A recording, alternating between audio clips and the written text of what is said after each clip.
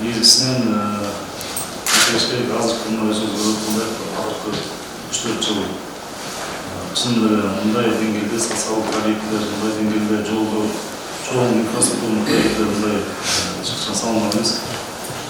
Қанша деген миллиардтаған бюджеттен ақша бөлініп, ошон үчүн бұл мәселені ең негізгі ең орчынды біз табыстырамыз білеміз.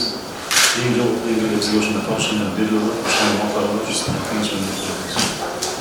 Жалпы шаар боюнча өзүңүздөр көрүп аткандай чоң объекттер, ушундай көзүнөн салынып, бул тарыхый болгон нерсе. На глазах негизи жабылып. Ең орчундуу маселе биздин алыскы райондогу шаарларда. Бул маселе негизинде мына жакта бөлүп башкарууга келип, материалдар алып келип, атайын средностационарда көрсөтөбүз. Именно соц объекттер боюнча башка нерселерди сунуштар болот. Ең биринчи ушундай биздин больницалар, мектептер, балабақшалар. Қанша жылдан бері баштап, бирок аягына чыкпай, все дагы сапасыз. Төлеген 2 жыл бойлuk объекттер бар, бирок уже жанагындай кыршасы тешилип, сулап, колдору жыртылып, колдору жыртылып, жараска абалга келип калган. Салып бүткөндө ашып кетсе 2 жыл болду. Ушундай фактыларды азыр көрсөтүп, мына сиздин арамаздагы подрядчиктер бар, ошол жумуштарга башкарган подрядчиктер. Ошол өздөрүнүн жанагындай жүзүн көрүп, өзүн карап, бир неге ошондой кадамга барышты. Эч ошондой мыйзамдан коркуу деген сезим жок болгондон эч кандай мамиле кылып атайын чакырып. Ошонун биринчилеринен азыр райондо баштай берди. Талапкерлер району. Аясын құрылған дамуына bağlı. 2022 жылы Азия өнүктүрүү банкы республикасынын айыл чарба министрлигине караштуу суу ресурстары кызматына 217 миллион сомдук кара өнүктүрүү дарыясынын жээктерин эки тараптан 88,5 метрге чейин бекемдөө жана коргоо иштерин жүргүзүү үчүн мүмкүн болгон суу ташкандыруунун кесепеттери жана аталган дарыяга жакын жайгашкан курулуштары бузулушун алдын алуу үчүн бөлгөн. 2022 жылдын июлунда монтаждоо иштер жүргүзүү үчүн тендер өткөрүлгөн. Ага ылайык 2022 жылдын декабрында Жалал Абад СМТ ЖЧКсы менен 180 миллион сом суммасында келишим түзүлгөн. Ошону менен бирге 37 миллион сомдук кошумча келишим түзүлүп, тендердин жалпы суммасы 217 миллион сомду түздү. Жалал Абад регионалдык мамлекеттик архитектура курулуш контролдоо башкарманын текшерүү жыйынтыгы.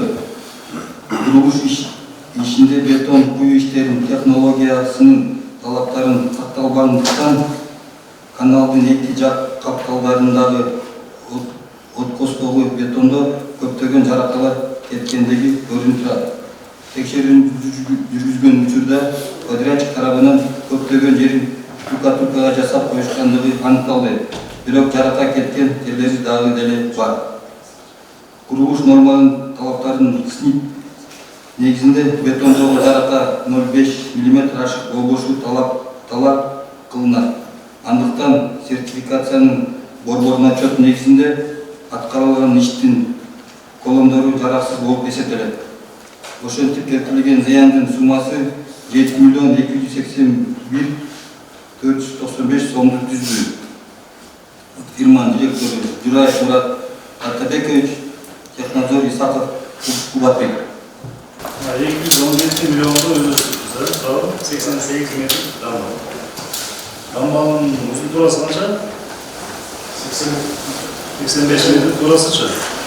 Бул дамба эмес, бул бетон менен куйганбыз. Водозабор курулуп, эки районго суу кетет да, Базапогонго, Нокенге. Ошол водозабордон кийин защита кылган бетон менен. 22 жылдын 24 бүтүрдүк. 24 ноябрь. Бир жыл бөлек эмне үчүн жана бузулду. Ошол моментте биз Бишкектен чакырып комиссияны, өзүнүн комиссиянын чечими бар. Бизде 1 жылдык срок гарантия бар да. 1 жылдын ичинде бизде азыр гарантийный акчабыз турат 9 миллион. Ошондой себептен кийин оңдотуп коебуз. Антендік болса, уже жаратып кеткен дамба, жарасыз таған дамба. Онда жаратып болған дамбаны все ескутасы берген қазір. Жок, онундай шофтор бар да арасында. Сендер тегіс, шадырықпен шап қойды. Бияқты көріп тұрам. Шадырықпен шалған қойды. Ошол нелерди баарын кайрадан кесип алып, кайрадан курабыз да ошол. Гарантийный срок бар да бизде. Ноябрда токтойт. Мына айтканда, мен специалист емесмін, ана залда ошондо канча адам бар да. Ушул дамбанын 217 миллионду алпысы 88 метр болгон. Жок, бу жерде дамба аз эле. Основной головное сооружение ошонун акча кеткен. Кандай болгон сооружение? Билбейм, эле сүрөттө жок. Основной акча головное сооружение кеткен. Головное сооружение чыгарылды мы? Бетон. Головное сооружение жаратылып болгон жокпу? Жок. Бул ошондон головнойдон чыккандан кийин ушу атылмеси да. Болгон цементтерин алыныр, цемент болгосын алыныр. Мурат мырза, мындай биякта бул мындай сложный конструкция болсо жеринде жанагындай мост жүргөн это дамба. Мындай жөнөкөй эле нерсе болуш керек, сиз мындай салып жүргөнсүзбү да. Анан ушундай нерселер мындай көрүнүштөр болуш керек эле. Жок, бу жерде бир 3-4 фактор бар да муну. Например, левый деген бар, правый. Правый кадимгидей турат, бузулган жок. Левыйдын үстүндө канал бар, дагы үстүндө канал бар да. Ошондон протечка болуп аркасыга чыкканда суу. Но тем не менее бизде бай гарантийный фонд менен ошонун баарын бузулган нелерди баарын бузуп кайрадан. Бул дамбаны кайра бузасыз ошондо? Кайра полностью. Бая тирешне кеткендердин баарын бузабыз. Бизде 12 ноябрда неме болот. Биз гарантия түгөт, ошону чейин бүтүп коебуз. Технадзор ким? Мен. Кыса, Куатбек. Бар балалар. Саламатсыз балаларыңыз. Арматура барбы? Бар. Андай тирешне. Аркасынан суу келип, аркасы отуруп кетип атпайбы? Ошону сиз грунтты даярдап турган кошмо дейт, ошол платный жанагындай. Эмне жарап кетти? Үстүндөгү канал. Же өкмөттүн айтканда некомпетентныйсыңар, жумушуна жүрбөйсүңөр. Же бактар айтканда грубо лапшан келдисиңер, бабыска. Вот, келдисиңер. 217 миллион деген эмне акча? Проект ким жазган? Өзүңүз жазган окшойсуз, Сразу мындай болду экен. Ноябрда канчасы дедиңиз? 12 ноябрь. Незамедлительно, эртеңден баштап, башкарып, технадзор, сиз частный технадзорсуз бу? Частныйсыз бу? Лицензия сертификатыңыз бар, э? Бул технадзор боюнча өзүңүз. Мына база турган академия барбы? Вот так. Сиздин жоопкерчилигиңизде түзүлгөн ушуну карагыңыз. Жарайчу. Жумуш жок жок дегенде бир жумада 2 жыл барып карап турмуз. Эгер жумуш жок болуп калган болсо, техника жок болуп калган болсо, бизге айтасыз, мына базардын фонд иши бар. Ушул принципи бар. Азыр сизге мүмкүнчүлүк беребиз. Азыр күндү камсыздык негизи. Аны эле өзүнчө. Что-то чуть подумали, да, чем-то если говорить, все серьезно положение, да, можно это же это стратегическая объекта. Они чему-то его канча акчаны сэкономили, канча акчаны налево кетип калды, ошондо ойлонмон сизге 2 айга тарткан болмосу негизи. Бирок өзүңүз вроде мындай адекватный сакалдаган экенсиз. Сизге да мүмкүнчүлүк берели. 27 ноябрга чейин эртеңден баштап дамбаны бузуңуз полностью. С нуля баштаңыз. Ал сиздин каражат кетери күн айдары сиздин проблемаңыз. Сиз обязательство алдыңыз беле ошо жанагы сумма салам деп дамбаны, туурабы? Нормальный жанагы тиешелүү деңгээлде сапатын салам дегенсиз, туурабы? Бул жанагы кеткен сиздин түз ешким акимдин дагы башка күнөөсү жок, туурабы? Ошондон өзүңүздүн катаңызды оңдооңуз керек. Бул 27 ноябрда мен өзүм лично алып текшерем. Отуңузбу? Эртеңден баштап жумуштар башталды. Базаркулова районунун Акман айылынын жаңы Акман айылынын суу менен камсыздоо системасынын реконструкциялоо боюнча маалымат. 2021 жылы Жалал облустук катталык курулуш башкармалыгы тарабынан Базаркулова районундагы Акман айыл өкмөтүнүн жаңы Акман айылынын суу менен камсыздоо системасын реконструкциялоо боюнча тендер өткөрүлгөн. Тендердин чектери боюнча Жеңиш Строймопсервис жоопкерчилик чектелген коомуна ыйгарылган. Материалда 2 апрель 2021 жылы Uyutmaçı менен тарбиячынын ортосунда келишим түзүлгөн жана мамлекет тарабынан жалпысынан 34 миллион 580 миң сом бөлүнгөн. Мамлекет тарабынан өз убагында жана толук каржылоо карабастан суу менен камсыздоо системасын реконструкциялоо боюнча иштер келишимде көрсөтүлгөн мөөнөттө аткарылган эмес. Андан тышкары аудитордук текшерүү жыйынтыгында долбоордон чектөөлөр жумуштардын жана тийиштүү материалдарды орнотуунун жоктугу жана курулуш монтаждоо иштеринин аткарылган көлөмү 3,5 миллион сом суммасындагы жогорусу аныкталган. Ошол себептен мамлекеттик бюджетине 3,5 миллион сом өлчөмүндөгү зыян келтирилген. Ал боюнча Жалал Абад облусунун капиталдык курулуш башкармалыгынын техникалык көзөмөлү Султанов Абдурасулдун шалатуунан жана аракетсиздигинен андан тышкары Строймобсервис жоопкерчилиги чектелген коомунун директору Абдыкадыров Манас Абдулажанович жоопкерчилиги үчүн иш өз убагында бүткөрүлбөй, аткарылган иштердин актылары түзүлбөй, объект пайдаланууга берилген эмес. Бул өз кезегинде Бадакорон районунун Акман айыл аймагынын жаңы Акман айылынын ичүү суунун жоктугуна ошондой эле калыптануусуна алып келет. Акман айылы суу менен камсыздоо Строймобсервис дейт. Абдыкадыров Манас. Не давайте вас айтыңызшы, не деген 34 миллион проект. Қанша километр, қанша? 10 километрге жақын полиэтилен тұрып тартылған. Не монда жарылып деген сұрағы бар? Жаңағы жарылған жері, жаңағы Түзмеканаға кеткен жолдан өткен да, ошоға бұл жерден сел еме көрген екен, сылап.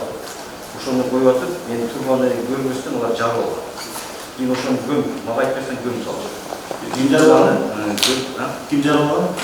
Ошо техника. Экскаватор бар. Аны кейін кемшіліктер атқарылған, трубалар жамалған. Азыр Шумалға чейинки бүт кемшіліктер атқарылып бүтті. Азыр эксплуатацияға берілгенде тапсырылғанымыз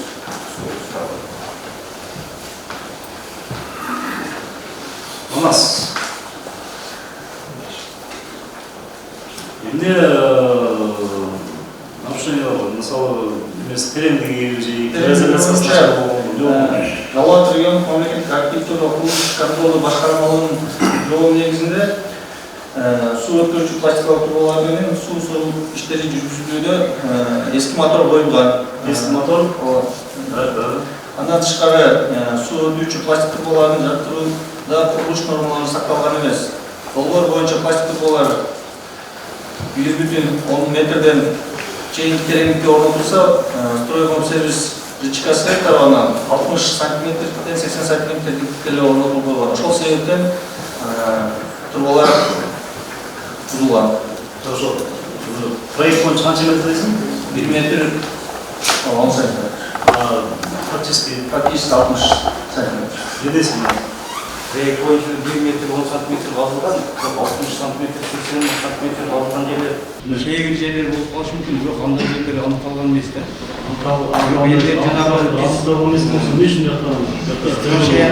Траншеяны басып, жанагы турбаны коюу чейин, баягы ал жерде малда өткөн да. Кайра толтуруп коюп аткан да, биз кайрадан казып аткан. Ошондо баягы сөзсүз тапкырмак башчысы келди, кайрадан казып коюп да. Кийин аны биз кайрадан тазалап, кайрадан көмдөрбүз. Ошо кандай 3,5 миллион сом. Моңня турбаны өзү чалды дегенде, сен жанагы моңня турба. Бул каналдын үстүнөн өткөн турба. Дуушный труба келди. Жок, бул менде проекти берилген. Сыздарган башка жактан демонтаждалып келген турбаны коюп, мындай диважон жазып коюпту. Экинчиден бул труба жанагы гидроизоляция болуп келип, проекттин андай турган жок. Ичинен болгон. Өзү проект боюнча бул менде жок. Проект бизде башка жактан өтүш керек эле, жана элдер эгин калай. Асында сен не десең да, сен сөз өтпөйт, мисалы айтып. Автор көрүнүп өтөт, кандай сен сабактуулук менен, кандай сен наплевательский отношение менен ушу проектин реализацияны. Жыйынтыгын көрүнүп турат. 1,5 метр, 1,10 сантиметр таш нерсени 60 сантиметр, экесе төмөн кармак болосуң. Гидроизоляция жок, мындай использованный материалдарды бөлүшүп, ошону кесип кеткен жана проблемалар чыгып. Ошону мойнуна алсаң. Сен может туруп алган тиги али уже деген себепти. Эгер сен нормально на совесть жасаган болсоң, сен мактап отурбай болсуң. технадзор был аксакалсыз. Siz ne için buranın da tutuşmalı? Ошо барганыңыздар менен ушу бүгүн санап, ошо барганыңыздар ушу Бұл елдердің агро тарқып өткендіктен жерлерін қазып жаңағы маңайдағанда düşүп калдык, дамыл көрүнүп турган болсо бул каналдан өткөн, бул сыртына металлский логикасында ошо турганды ичинен өткөн, сыртынан болуп турган да. Мына пластмасса ошо ушундай жазбайбыз. Мына сыртынан болгон коюп ийгизип турган. Пластмассаны турбай изоляция. Ошол ичинен биринчи көрүнгөн жердеги бияктарап Siz технадзорсыз аксакал, сизде ошончо нормаль экен. Чтобы вы всем за этим следили. Мына бюджетти разрешениесин 50-60 сантиметр казып калгансын көргөнсүзбү? Мен ошону барган жоксуз, көзөмөлдөрүңүз ошону кезеледи го. Сиз мойнун калбайсызбы ошону? Эмне үчүн 60 сантиметр көндүрүп коюңуз анда? Айтпадыңыз давай, касып дагы 1 метр тереңдик деп айтсаңыз болот беле? Эмне үчүн айткандыңыз? Бардыр жеринде эмес, келип жеринде. Значит, барган эмессиз. Сизге тегин төлөп койду, ошо менен бир бардыңыз, эки бардыңыз, ошо менен түзүп койду. Аны сиз моюнуз каласыз, эки бардын мага кереги жок. Сказка жазып койду. Бизде мына Теребөлдө ауторский заключение жыйынтыгы бар. Ушул жерге официально барып чыгарып туурабы? Эмне кылабыз энечи? Не деген мойын? Төлөйсүңбү үч жарым миллион? Ушул төлөгөнгө макулмун бүгүн? Бүгүн эле төлөп турасың. Качан болуп жатат? Чекишип отуруп турасың бизде. Бир-эки ай отуруп турбайсыңбы сен ойлонуп? Бул суу деген даже Куранда жазылган, суу чыгарыш деген бул деген айтканда соок да, соок. Сен ошону даже бекер жазган жоксуң, мамлекет акча төлөп берди. Ошону менен условие жазбайсың? Бирок Проект боюнча насоев. проект боюнча эмес, проект боюнча сен нормально мындай болмок эмес мындай нарушение. Если проект боюнча болсо. Если технадзор ал жагында аксакал бар. Ошо өз жумушун так аткан болсо мындай болмок эмес да. Өкмөттүн көмүшкөнүн айтканда сговор бар, ошону ушундай болду.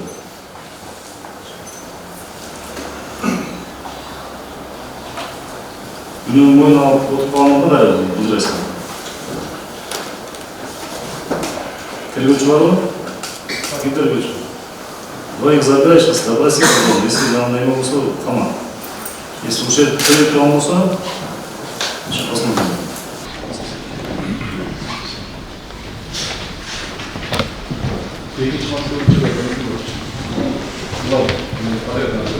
Ушундай фильм бар. Базаркон районунун Сайкун айылдын чоң курулуш айылында Ана Кылы Жомбаев атындагы 44 орто мектептин жанына жаңы 275 орындуу мектеп имараты курулуп орнаштырылган. Ошол себептен мамлекет тарабынан 116 миллион каралган. Азыркы учурда 673 миң сом бөлүнгөн. Бирок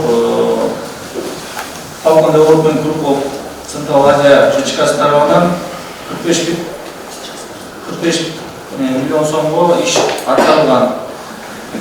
Бирок азыркы учурда иш сапасыз аткарылганына байланыштуу фундамент сесмокой жана дубалдардан жаракат кеткен.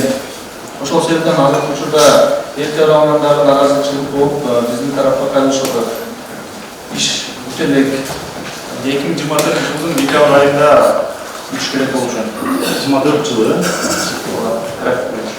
24 жыл декабрь өкмөтүнүн азыркы 25 жылдын жарым өкмөтү. Анас. Эмне үчүн 2 жылда ошол сен 47 миллион 45 миллион алсаң, ошо мектепти бүтүргөнсүң. Бүтүргөндө да качпа сапатсыз болот. Сейсмокой фундаментте уже трещина бар болот. Эмнеге жок?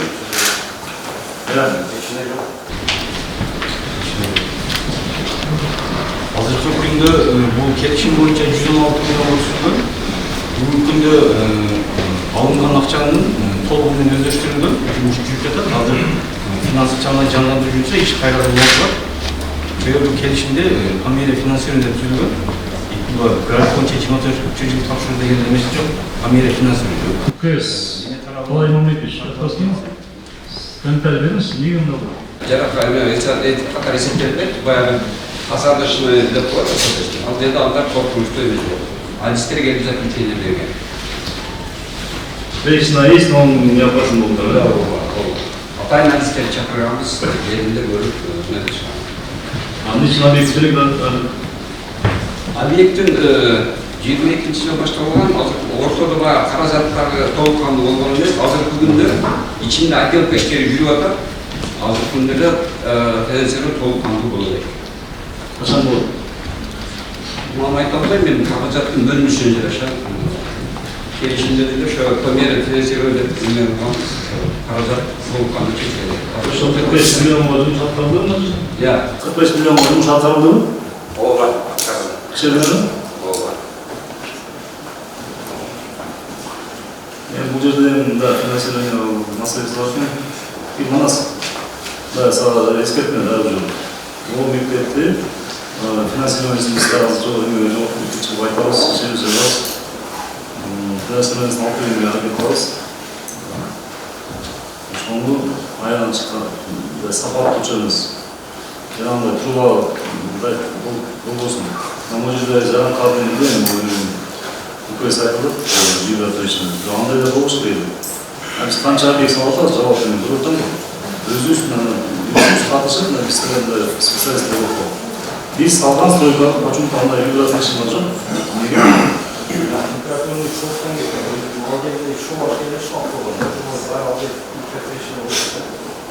Эмне үчүн биз салып аткан жана стройкалар андай гидротречный жок? Шоғаш керек, ашық күш керек ал, деп жүріп дейсің.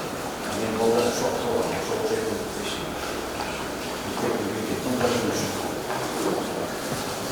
Bir var, özünü öpüyorum. Хорошо, у нас сağ мектеп боюнча пока эскертме предупреждение. Бирок берки трубаларында срочно порядке болду. 3,5 миллион төлөйсүң.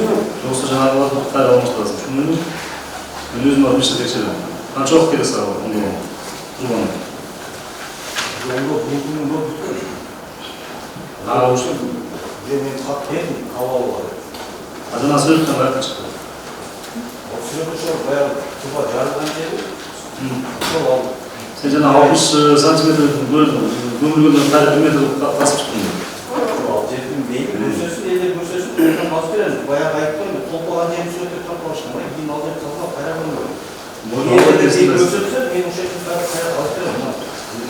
Sen de az kamera tutsana lan, sosyal koşmuşsun. Afiyet. Suzat аймактык оорукананын жугуш торлар бөлүмүнүн курулушу боюнча ал бөлүм 2019-жылы 24-июлда эки тараптуу келишимдин негизинде салынып баштаган. Жооптуу болуп капиталдык курулуш башкармалыгы дайындалган. Бирок болсо ошол учурда 52.619 миллион сом бөлүнүп, бирок болсо катламанын газы кошобойдон калып кеткен. Андан соң 2024-жылдын 1-сентябрына карата Жалал Абад облустук капиталдык курулуш башкармалыгы тарабынан кайрадан тендер ойнотулуп, масы айыл курулуш жоопкерчилиги чектелген кому подрядчы катары дайындалып, ага 53 миллион 92 миң сом бөлүнгөн. Ага карабастан, акчанын бөлүнгөнүнө карабастан, объект 78%ге гана бүтүп, пайызга гана бүтүп, ал эми сырткы суу түтүктөрүнүн даярдыгы 50%га гана аткарылган. Курулуш планы боюнча 2024-жылдын май айында толук бүтүрүп тапшырып мерченделип белемделген, бирок белгисиз себептен августка тапшырабыз деп айтып жатышат. Азыр эми ысытуу системалары жоктугунан имараттын дубалдары жаман болуп, суу болуп, урап аткан учуру урап атат. Ошондой эле эксплуатацияга бергенге мүмкүнчүлүк болбой жатат. Акчасы толугу менен берген да? Алветов Болотбек подрядчик. Общий проект 85 миллион был? Да. 67. После периода оценки боюнча вроде 53 миллион начальник так 19-жылы баштаганбыз ишти. Так 2 миллион 400 миң иш аткарылып 3,5 жыл турду. Ошо 2 миллионду да берген жок, эчтеке жок. 3,5 жыл турду. После сууга калды, суу толду татыбалга. Анан кийин 24-жылы финансирование башталды.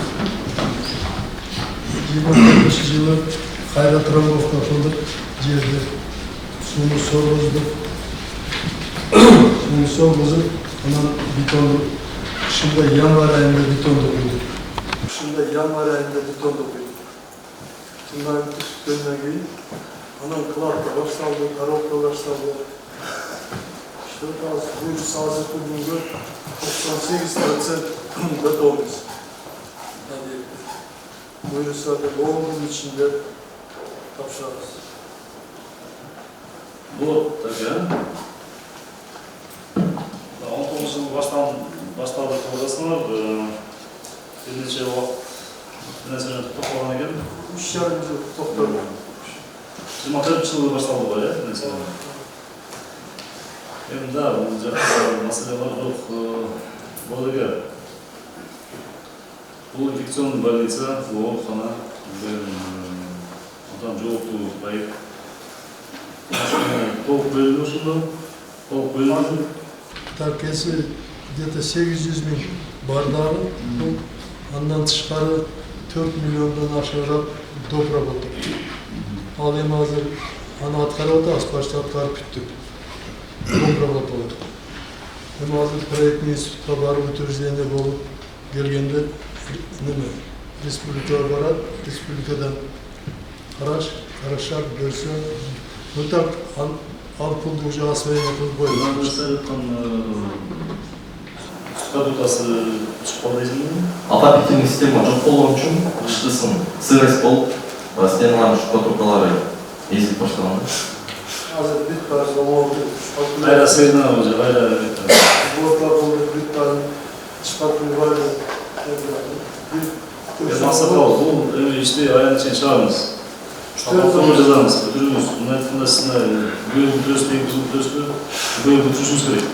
Екі жылы қайрылы жаңағы жақ болып түшіп баштаса сіз ешқаққа кетпейсіз. Айрылы сіз ақып мұжын мажбур барыз. Түсіндіңіз?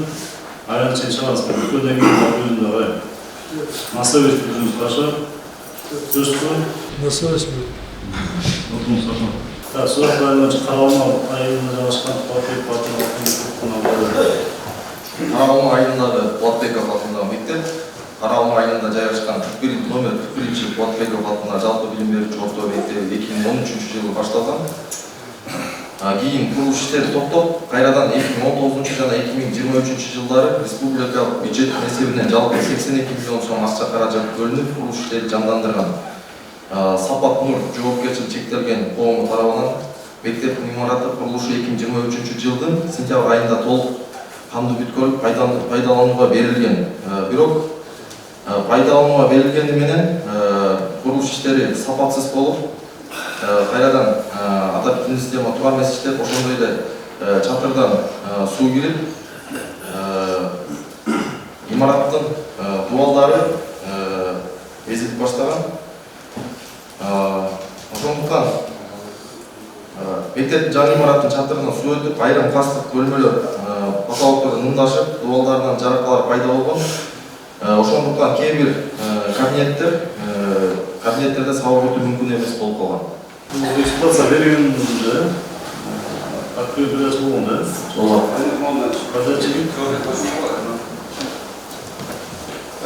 Бул мектеп 2 этап менен курулган. Екі этапмен биринчи этапты тендерди ошо Алекс Строй деген ишкана алган. Анан булар баягы өзүнө тиешелүү сайысты бүтүп кеткенден кийин экинчи этапта тендерди сапаттуу деген ишкана алган. Азыркы маселе чыгып аткан жерде баягы проект изменения болгон. Мурун баягы 2 этап болгондо ортодо спорт зал болгондо кийин 450 орынды 250 орынға қайта проект переделывать етіші. Анан кейін мектептің бір этаж қалғандары бір этаж болды. Ошонда спорт залдан түшкен қар, ал жерде қар ор түшөттү. Ор түшкөндүктөн баягы биринчи этаждын инкелери, набережкалар сынган. Биз комиссионный кышта барып көргөнбүз. Анан ал жерде баягы комиссиондан көргөнүздө набережкалардын эмелери дал келбей калган. Қалындықтары, демелері. Ең түмен жылды? Ол наказывает. Кто узнал? Мамутов болғанмыш, подрядчик. Да, Евгений Александрович, Кыргызстан келгенде Ошонун ошол заманда өтчү. ошол саам менен өткөндө өзүн чакырып жеринде. Анан азыр көйгөй жүрүп атат, курулуш экспертизага беришип атат. Азыр ошону аныктап берсе, баягы курулушчулардан тур эмес турган же материалдар дал келбейт деп, анда ошол дүнөлүк ишкана аны оңдоп бериш керек. Эми мектептин акыбалын көрдүңөр. Ушунун баары СС классында вообще невозможно. Жаңы салынган мектеп ушул ГТС школасында Ооба, кележеден келген болгон, аны устранить эткенбиз барып. ошол боюнча технадзор бар, ошол мектепте бар технадзор. Ал киши иштен бошоп кеткен, азыр иштен бошоп ошо кээримчиликтер үчүн Абыл Нарыз деген бойчу азыр иштен бошоп. Бирок азыркы күндө менен тергөө менен бир чечим калган. Тергөө жетимен эмне кыласыз? Бирөө тарап Астанада Биринчи фирма күнүнү экинчиси. биринчи ишкана. Экинчи тарап ал берки канатын курган үчүн, ал тарапта эле жок. Сен ошо проектчилерден кетти, значит, биринин түшкөн кышасын кары экинчисин түшүрүш керек эле. Жолу проектте ошондой болот эмне бирок эмне болгондо, кар баягы спорт зал менен биринчи этаждын ордо ийип болгондо, оорга түшкөндө тилкелерди ийип, анан агрегат классынан суу өтүп кеткен. Эми подрядчик өзү мойнуна албай атат, биз эме болгон.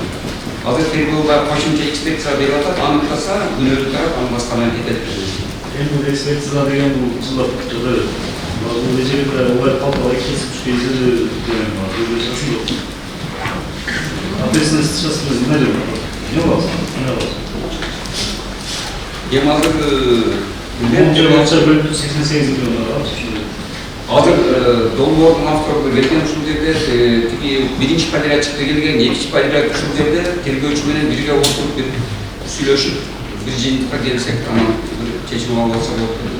Жазаланган кырмызы окуп иштейтин акчасын мөлчөрүн көрөсүң, башка фирманын мәмләкәт кайрызы табылды. Башка сунуш бар бизде.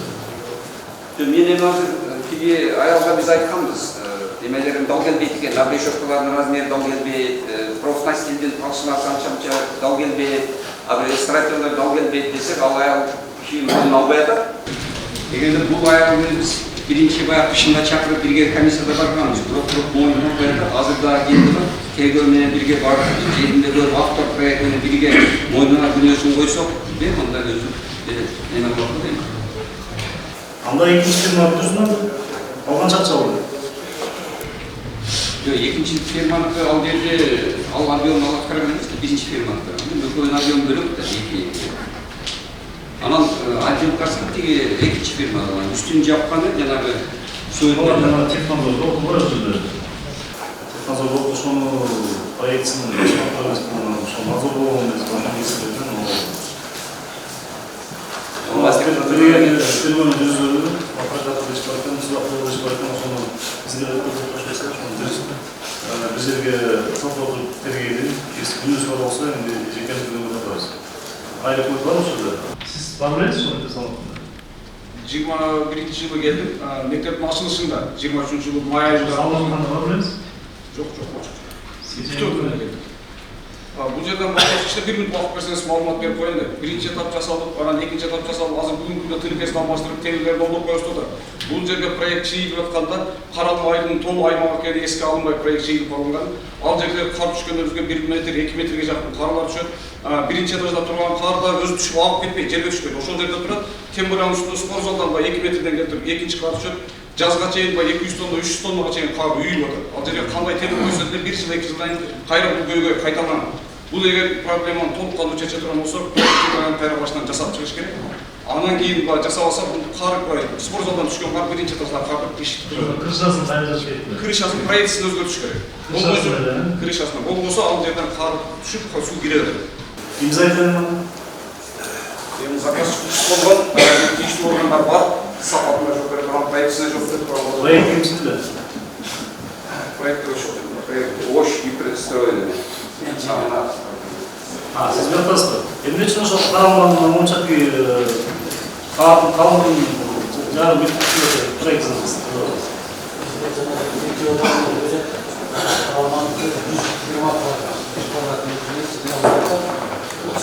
Siz частный проект что ли? Акционер. Не деген? Ожский простой. Я. Ожский простой. Ошкон, да? Ожский. Ең негізі немесе түпкі жердің проект деген проект бірінші деген. Если сіз жаңағыдай қардың ғалымжан бардың еске алып тұрып терең мағына беріп ұштап қалғанда мына болмау емес. Biz екі этапта жасадық. Бірінші 450 орындық мектеп болды. Барлығы 2 қабат болды. Кейін средства жетпей, ақша жетпейді деп 225 орындыққа передека қылғанбыз. Bir этажын қысқартқанбыз по периметрі. Bir жақ тарауында крыша сынған жоқ, екінші тарауында крыша сынды. Biz проектировщиктер, biz только қат жазып береміз да. Сол управлениеге учебында қат жазғанбыз. 15%-тен 40%-ке чейін сечение, жаңағы конструкция крышаныкі азайды депчі. Проектменен құрылбай жатады. Біздің қолдан только ошол деген. Когда шоттың алты тексерілді, біз қалтасыз.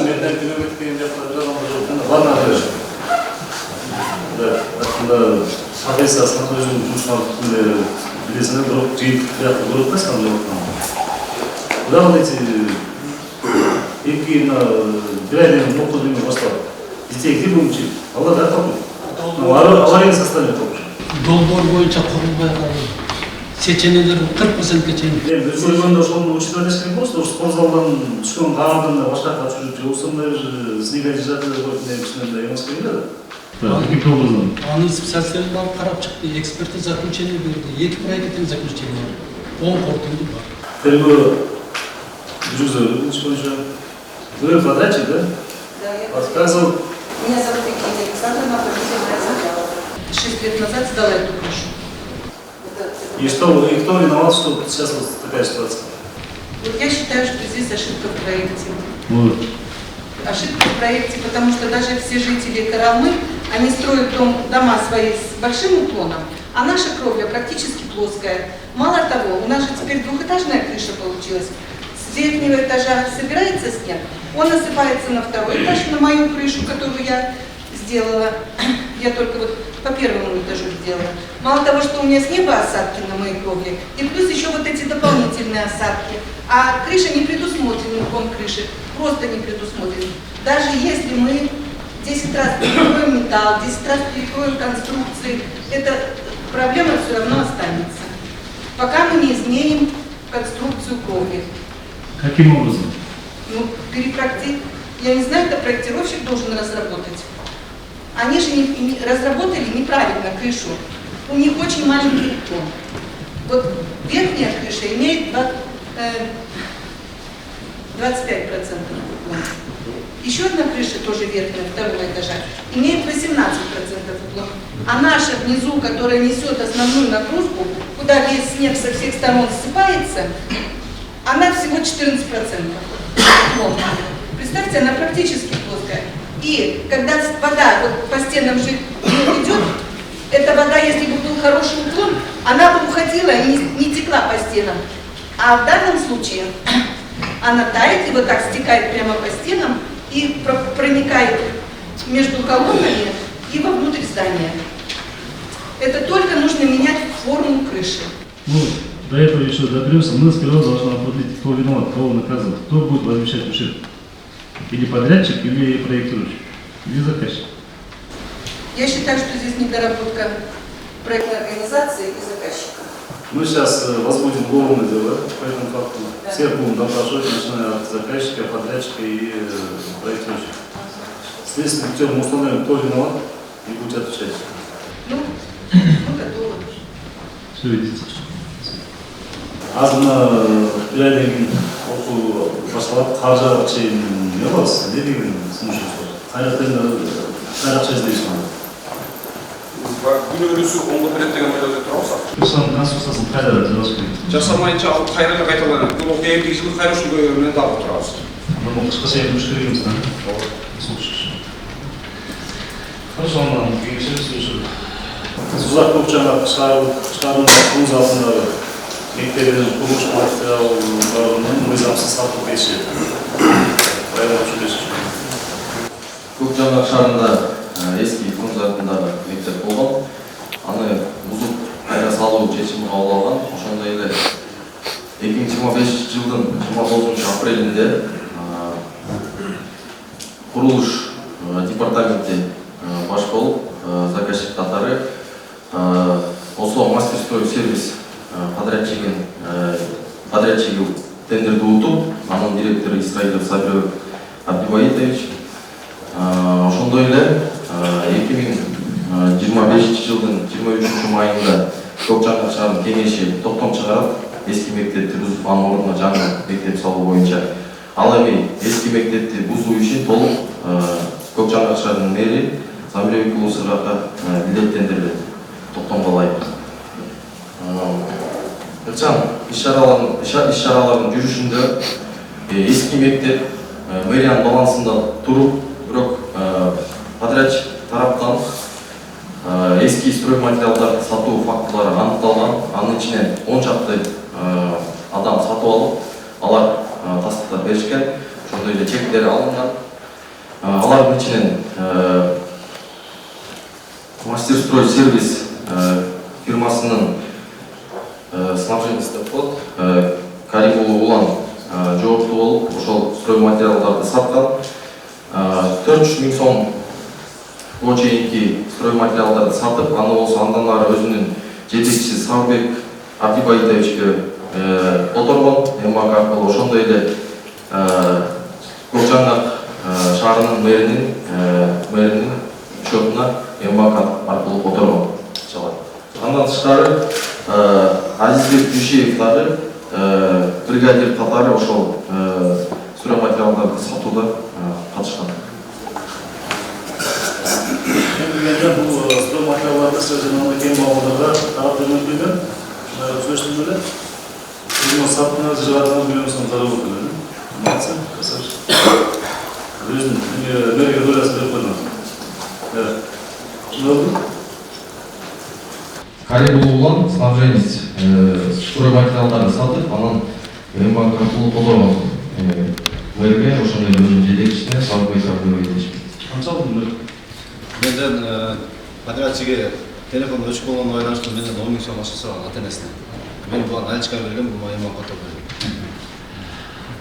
10 000 сом менден алган. Канча болду ошо материалдар канча саткан? Азыр мындай болгондо, бул биринчи биз демонтаж кылып мэрияга өткөзүп бергенбиз. Анан кийинки алышкан 1939 жылы салынган эски жараксыз материалдарды бизге сноска берген. Биз аны мусорго ташып атканбыз. Анан келген бейбешара адамдарга бесплатно жеткизип берип атканбыз. Андан кийин арасында бир-эки адамдар ушуга кардар болуп, анча-мынча керектүүсүн алайлы, иштетели дегенине байланыштуу акчасын берсе, мен айткам, бунун акчасын алып, мэриянын бюджетине төгөсүңөр, топтоп койгула деп, bundan 350 000 сом акчаны бир ай, 1,5 ай башта мэрияга кат жазган. Бизде 350 000 сом акчаңар турат. Ушуну мыйзамдуу түрдө силердин балансыңарга өткөзүп бергенге неме бергиле, бир шот бергиле, биз өткөзүп берейли деп кат жазганбыз. Азырынча ол катка эч кандай жооп келбедик. 1,5 ай болду, биздин немеде турат. Биз муну атайлап чем мусорго төгүлүп кеткенден көрө мэриянын бюджетине кичине болсо дагы пайда болсун деген максатта кылганбыз да. Ол жерде өзүбүздүн пайдабызга эмес. Ол жерде тем более 1939 салынган мектепте основной мына турат чыккан. Буга чейин эмне мектеп салган? Биз буга чейин көп мектептер салганбыз. Кайсы? Биз Кадамжайда салдык, немеде салдык, Төң моюнда салганбыз 2016 жылы. 2019 жылы салганбыз, Араланды Тепокоргонда салганбыз. Азыр дагы салып атабыз, андай берем дагы. Ал мектептин маселелер жокпу? Маселелер жок, эч кандай маселе болбойт эмес. 350 000 сом сага берем деп кат жазылды, сага акча жокпу? Кат берди, ошол каттын мыйзамдуу жагын карап, мэриянын шотуна котортоо боюнча иш жүргүзүп атканбыз. Эмне болгонбуз? Иш жүргүзүп атканбыз, мыйзамдуу жагын карап котортоо, ишке котортоо. Сен машина адам көрүлсө, уже мындай чейинге жетип калчу уже. Сен өткөн эскертиңби? Кылдаш эле. Сабак болгон эмес бул сага? Сабак болду, баягы андан кийин жакында эле могу тендер боюнча скандал болду. Марафон боюнча. 1 миллион 800 000 боюнча, спорт боюнча.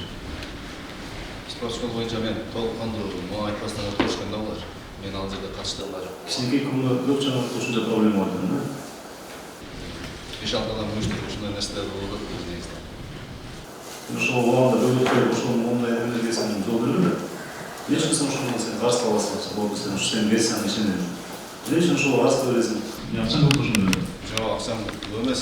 Бул жаран ата-энесине зык керек болуп калып, как раз мектепте деген подрядный фирма ошол момусун жок калды. Жок, бул улан деген бала сураган. Мен деген сураган эмес. Бул подрядчиге телефон өчүк болуп калып, улан менен байланышып калган. Мондай жумуш болуп калса болду. Келесинчи турат. Biz aytқан ағып кесіп өтті сұрады. Дағы уже ошында 17 жыл болсын, біз естіген жауап жетшетінен маталар бар. Çünkü o мектепте өзің өтесің. Сұрауында, сапатында өзің ойлайсың. Сен аты кетті, сабыр. Çünkü бұяқта көзіме қарту. Білем, қадам жайда сен қандай саласынан білген қонжық ол сұраққа жауап eski teziştirde cezayirlerimiz Biz yazık 900 bin varalım şu vakit biz уже kapanan işini bittik de biz özlü şokta akşamıyla kurtulup da hazır. Sınırlı işini. Қатысушылар 2020 жылдан тартып 2024 жылға дейін Доңғылтау районы Казарма районының Жусуп Кадыров атындағы паркты оңға жана реконструктурлоо иштери колдонулат. Атап айтканда 2021 жылдан бери жалпы 40 миллион сомдон ашык каражат жергиликтүү бюджеттен бөлүнгөн.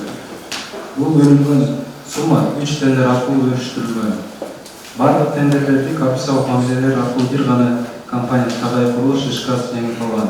Жетекчиси Улукбек Tagaybеков. Азыркы учурда парктын абдан начар сапатта жасалгандыктан байланыштуу жергиликтүү элдер жана аталган паркка тиешелүү азыркы учурда Каргалык аэропорттун башчысы Бекбек Абдрахмановдон бир топ наразылыктар келип түшкөн. Текшерүүнүн жыйынтыгында 10% аванс акча каражатты алдын ала жана 90% кабыл алуудан кийин гана төлөнүп берилет деген шарттарды одан түрдө бузуп, аткарылган иштерди актысына шылтоо кылып, келишимдик көрсөтүлгөн акча каражаттары толугу менен Kuruluş ишкасынын эсебинен негизсиз которуп беришкен. Мындан тышкары азыркы учурда аталган жумуштардын проектиси мамлекеттик экспертизадан оң корутунду албагандыктан эч кандай кабыл алуусу кылынбай, натыйжада парк кароосуз калып, эч кимдин карамагына келбей, таштанга токтолуп, жергиликтүү элдин кыжын келтирип, ийгиликке ишенбестик туудурду. Мамлекеттин бирдигине шек келтирген жагдай жаралган. Не деп атасың? Эмне үчүн тендер башында экспедиция проект жолу көргөн бир жол. Эмне үчүн 41 миллион сразу кол менен кодоштолгон подрядчикке пайдаланып алды. Я айлык өтөдүм ошо. Ошол учурда айлык өтөдүм. Эмне үчүн ошондой сразу кодоштолгон? Эмне үчүн проект жок сен тендер кыласың? Эмне үчүн экспедиция болуп атып сен проект жасап атсаң? Проект түзүлгөн бул жалпы. Эмне экспедиция өткөн? Экспертиза мына бул проекттер сип кылганда анан райондук архитектурага макулдашып алып ишетпас уруксат берилген. Райондук архитектурадан уруксат берилген. Ишетпас алар. Ушул жанагы квадрат метр астында. Район архитектурасын деп экспедицияны иштейт да бул помню жанагындай бул сметчик ошентип айтканда, эгер чоң объем чоң болсо өтөт, анан калган райондук архитектурада өтөт. Ошон үчүн райондук архитектура катарлуу берип экспертизаны не өткөнбүз? Ошо архитектурадан өткөргөнбүз да, анысын билген эмес, архитектура менен архитектуранын эмесин айырмасын билбейсиң. Биз курулуш баштарда аябай сурандык, анан сметчик ошентип айтты. Сметчик ошентип айтты. Бияктан Канча сметчик ошо? 2 жарым. Эмне болуп кетти ошо? Мен ошо 23-жылы биринчиден үйгө шапкалаш апамдын колунда ооруп аткан. Карай албай, жетише албай, анан февралда бар ирлештирүүдө башталып калды. Кайра бир айга эле ошо апам качып. Эмне үчүн акчанын 40 миллион сен сразу которгон? Бул сразу которгон жок. 23-жылы пайдатына булар технозойлор болчу. Бул проектте 3кө бөлүнүп тендер ойнотулган. Анан 3кө бөлүнгөн учурда жумушун аткара элек келишимде 10% алдын ала аванстык пайыз болчу да. Булар ошо 10% сразу которгон, андан кийин жумушту аткара элек акча которо берген да. Каттын негизинде бизге акча берди, биз могу жумушту аткарабыз десе, акчаны которо берген. Жумушту аткара элек, ал эле элек, прям Бул эми эле улар акчаны отура берген да. Катуу негизинде эле. Шундайбы? Ишконстиги эми болгон абер болуп биздин технадзорго көрсөтчүбүз мына азыр ИИ менен 2 айлык мудда бир тендер биринчи өткөргөн да. Анан технадзор кол койгондон кийин мисалы 5 миллион сом 3 миллион сом жумуш болгондо анан котор. Ошондой долбоор. Которулары менен акчанын которулганы менен алардын датасы дал келбей атат. Биринчи сиздер акчаны которуп атасыздар, анан кийин иш актары болуп атат. Анан даталар болсо баягы булар ошо бүткөнүн койбой мурунтан коюп койгон жерлер бар экен да. Чын аягында деле ошол Мен атын не билдим? Бизде кылмыш козголгон уже. Подачын билем деп айтат. Ушундай бала бакча, детский учреждение курганда кантип ошол жерден акча дейсиң эле. Көрдүңбү парктын кебесин? Кантип ошол жерге балдар ойногонго жана каруселдин сынып жатат, ар жакта тартасып жатат. Чөбүсүп кеткен, же азык кайрып кеткен. Жаныкы баланс калбайсың, чөптүн кебесин чыгат.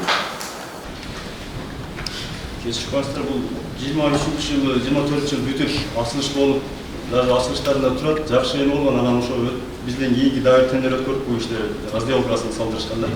Эмнесин? Разделка менден кийинкичи, анан бүткөндөн кийин негизи булар кат жазып анан бүттү деп, эгер кемчилиги болсо бул жагат берип калыш керек эле. Анан мен кеткенде 2 жыл болду, анан ошо менен турат. Азыркы күндө деле мунун чөбүн чаап, тияк карап туруш керек эле, баары бир баланста турат да. Анан каралбайт, да кийин эле. Эмне кабылдасыз? Мен келгенме 1 ай эле болду, келгенде эле элдерден кайрылуулар түшкөн, ушундай кароосуз калган. Анан териштиргенде бул биринчиден баланска алынбай. Баланска берип экспертизага жөнөтүлгөн. Экспертизанын коркунучу келе элек деп ошол себептен туруп калган. Эмне экспертиза? Сапаты боюнча. Бияка менден кийин беришти, менден кеткен 2 жыл болуп кетти, кийин көпүрөт. Сен подрядчик, сен не билесиң? Бул райондук паркка 2022 жылы ноябрда тендер объявлять этилген жер 34 миллионго. 34 миллиондон биз болсо 28 миллионго түшүп алганбыз, 2 подрядный организация катышкан.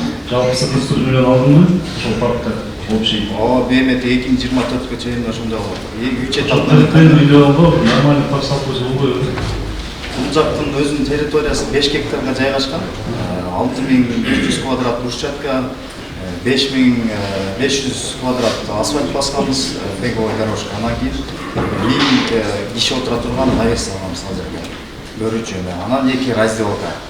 Бүгүнкү күндө жаңы жогоруда айтып кеткендей, бунун башында изначально экспертизага берилген эмес, долбоорлору. Бизге тендер өткөзгөндөн, бизге тапшырма берилгенден кийин биз курулуш иштерди баштаганбыз. Реестрге бүгүнкү күнгө чейин отуруп элек, неге дегенде экспертизанын жыйынтыгы келгенден кийин, проекттин экспертизанын жыйынтыгы келгенде реестрге отуруп. Азыр пока реестрге отургандан кийин, андан кийин калгандарын мыйзамдаштырып, комиссияны баштаган 2022 кышында тендер өткөн, ноябрда. 23-24, 2,5 жыл болду, ошо 2,5 жылда чеки паркты жабылып андай паркына жарым жылда салса. Бул жакта 500 түп эме болчу, башы тегин 300 канча түп бак бар болчу, ушунун разрешительный документтерин башында эме тиги долбоорго кирген эмес, анан разрешениясын алгыча көп убакыт өтүп кетти да, июндун 21-inde баштаганбыз. 2023-дүн 21 июнда баштаганбыз. Факт то, что сен 41 миллиондун большую часть присвоил, да, если сен уже 41 миллион башкатасын толук жумшаганда, хотя бы, ладно, там 10% привлёс. Что 35 миллион башката түз жумшаганда мындай жерде болмойбуз. Бул сен эгерде баштаган проект нормально жасап, инспекция кылып, тендерди турат коюп, анан кайтадан акча десең мындай болмойбуз, туура? Азыр круговой асфальттары, разделкалар көрүнбөй калыпты, негизинен элдер деле бул эл тарабынан болгон. Эмеси көрсөң, жана боз үйдү бар, сүрөттү. Боз үй. Даже алыста, боз үйдүн астында ошо бетон бойдон калыптыр, даже кафель жок, же покрытие жок, эч нерсе жок. Эмне цене эмне? Бул боз үй боюнча бул проектте жок болчу. Бул айыл өкмөт боз экине куруп бер дегенге бул куруп бериптир, эч кандай документациясы жок. Бул турган разделка 3 миллион сомго курулган. Бирок ичинде автопремиясы менен кондиционерлери болуш керек эле. И прием передачада айлык кабыл алдым деп кол коюп атат.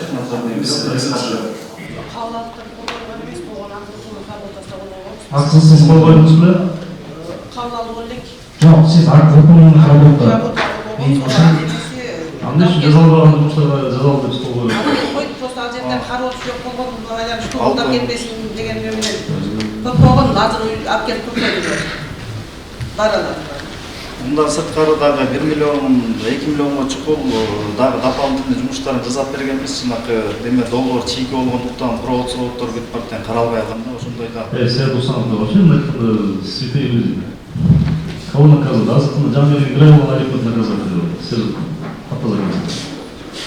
Сер Психи парк жөнүндө сен ошол жактын тургунсуңбу? Мен ошол жактын тургунмун. Ошол жактын. Ошо иманысын кайсы бетине жүрсүң? Ошо кантып басып жүрсүң жакта? Кантип ошо сен ошо балдар ошого келип ойлойм, мына жерге баш, качелер сынып. Бүт сапасыз калган. Кароосуз калган бул жак, кароосуз карапалында. Кароосуз калган эми бул качелер бул айып отон ошо. Жок, биз эми тиги бизге өткөрүп алгандан кийин да 1 жылдык эмебиз бар деген гарантийный срогу. Ошол маанда азып кетип барат деген кайра восстановить эткенге жатып атат. Неге дегенде лампочкаларында талкалап чыгып кетет. Маалымат официально ошеп чыгат.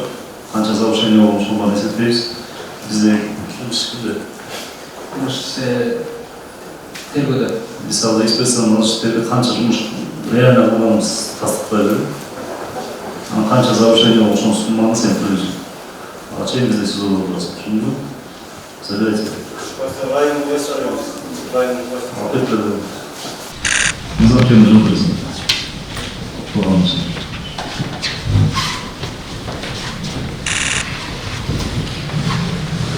Өз айында ушундай балдарга ушундай бакча парк аттракцион куруп ошол жерден акча жеп оңдай составына жеткирип ошол жерде айлык жанагынча бул валюта төлөп баштаган бир айдан кийин.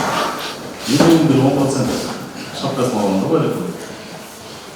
Экисин ажекебиз айтып жазалган жумуштарга кол коюп бердик. Аны эмне правовой жакталасың алган. Мындай мисалы төгүү менен тастыктайбыз. Мен таң калдым ошо подрядчик. Өзү ошол жерде жашап туруп бала бакча жанагындай детский парк жасап ушундай бир шалаактык ушундай бир преступный халатность, да? Преступный мошенничество. Мындай парктарда биз өзгөчө көңүл буруп жазасын бербейбиз. Мындай болуш керек. Азыр заман өзгөрдү. Азыр ашкан жеп, ишти көбөйүп качып кетип аткан ошолордун жазасын албай калып, ал ошентип андай болбойт. Бул замандын азыркына балктын талабы. Сиз аны зайыпты тапкыз дейсиз. Бердик, сизге бир ай болду болсо каралып калып, каралып калып дейм чоң айлык да ошо жерде толстоо. Жанагындай политизированный очень такой у нас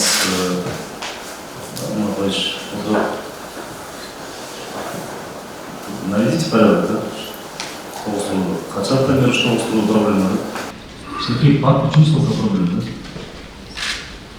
Волгон, парк тоже нам именно органам национальной безопасности приходится вмешиваться, да?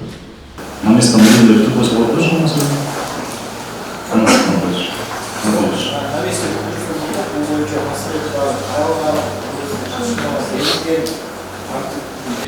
Ладно, бұлар жаңағындай көп мыйзам чегінде жол береді. Сіз азыр парктың кеудесін алғойсыз ба?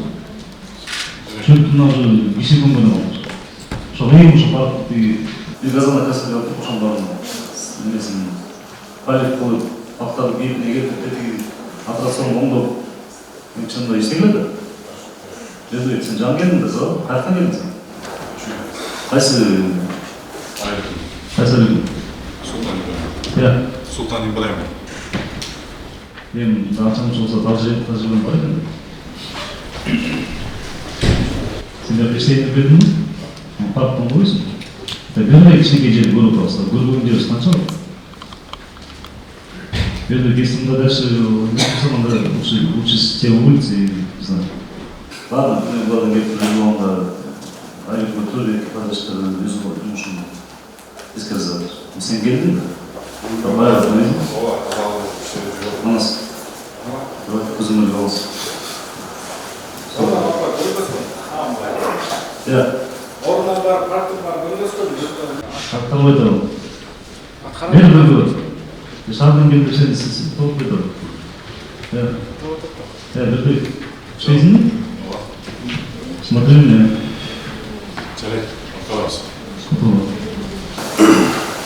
Кто гемодиализ? Головада орталары тоқталған көмекшілері кешенді кеткен асфальт бойынша Алматы берсек, тоқтау шарындағы Егембердиев атындағы аурухананың гемодиализ корпусының ғимаратының құрылышы, жол бойы қайта құрылыш тарапынан аяқталған. Көмекшілер 2021 жылдың 16 айында басталған. Подрядчик Атман строй сервис, директор Акунжанов Абубек Болотбекович. Құрылыстың жалпы басы мемлекеттік сатып алуларға лайық 12 миллион 907.508 сом құжат. Қаржылығы Тоқтау районына дайын сәт мемлекеттік мекемесі.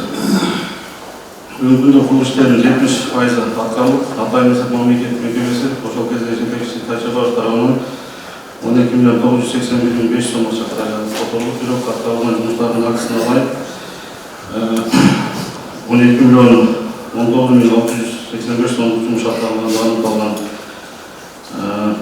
Бұл бойынша қылмыс іші қозғалып, Акунжановтың үстінен қылмыс ішінің тергеу жиынтығымен 3 миллион 745.505 сом жиылар болған деп сот өндірушілер берілген. Мүмкінде сот отырып жүріп жатады. Бұл гемодиализді мен 23 жыл жұмысқа келген білеміз, бірінші баштағанысы. Сені қосылды.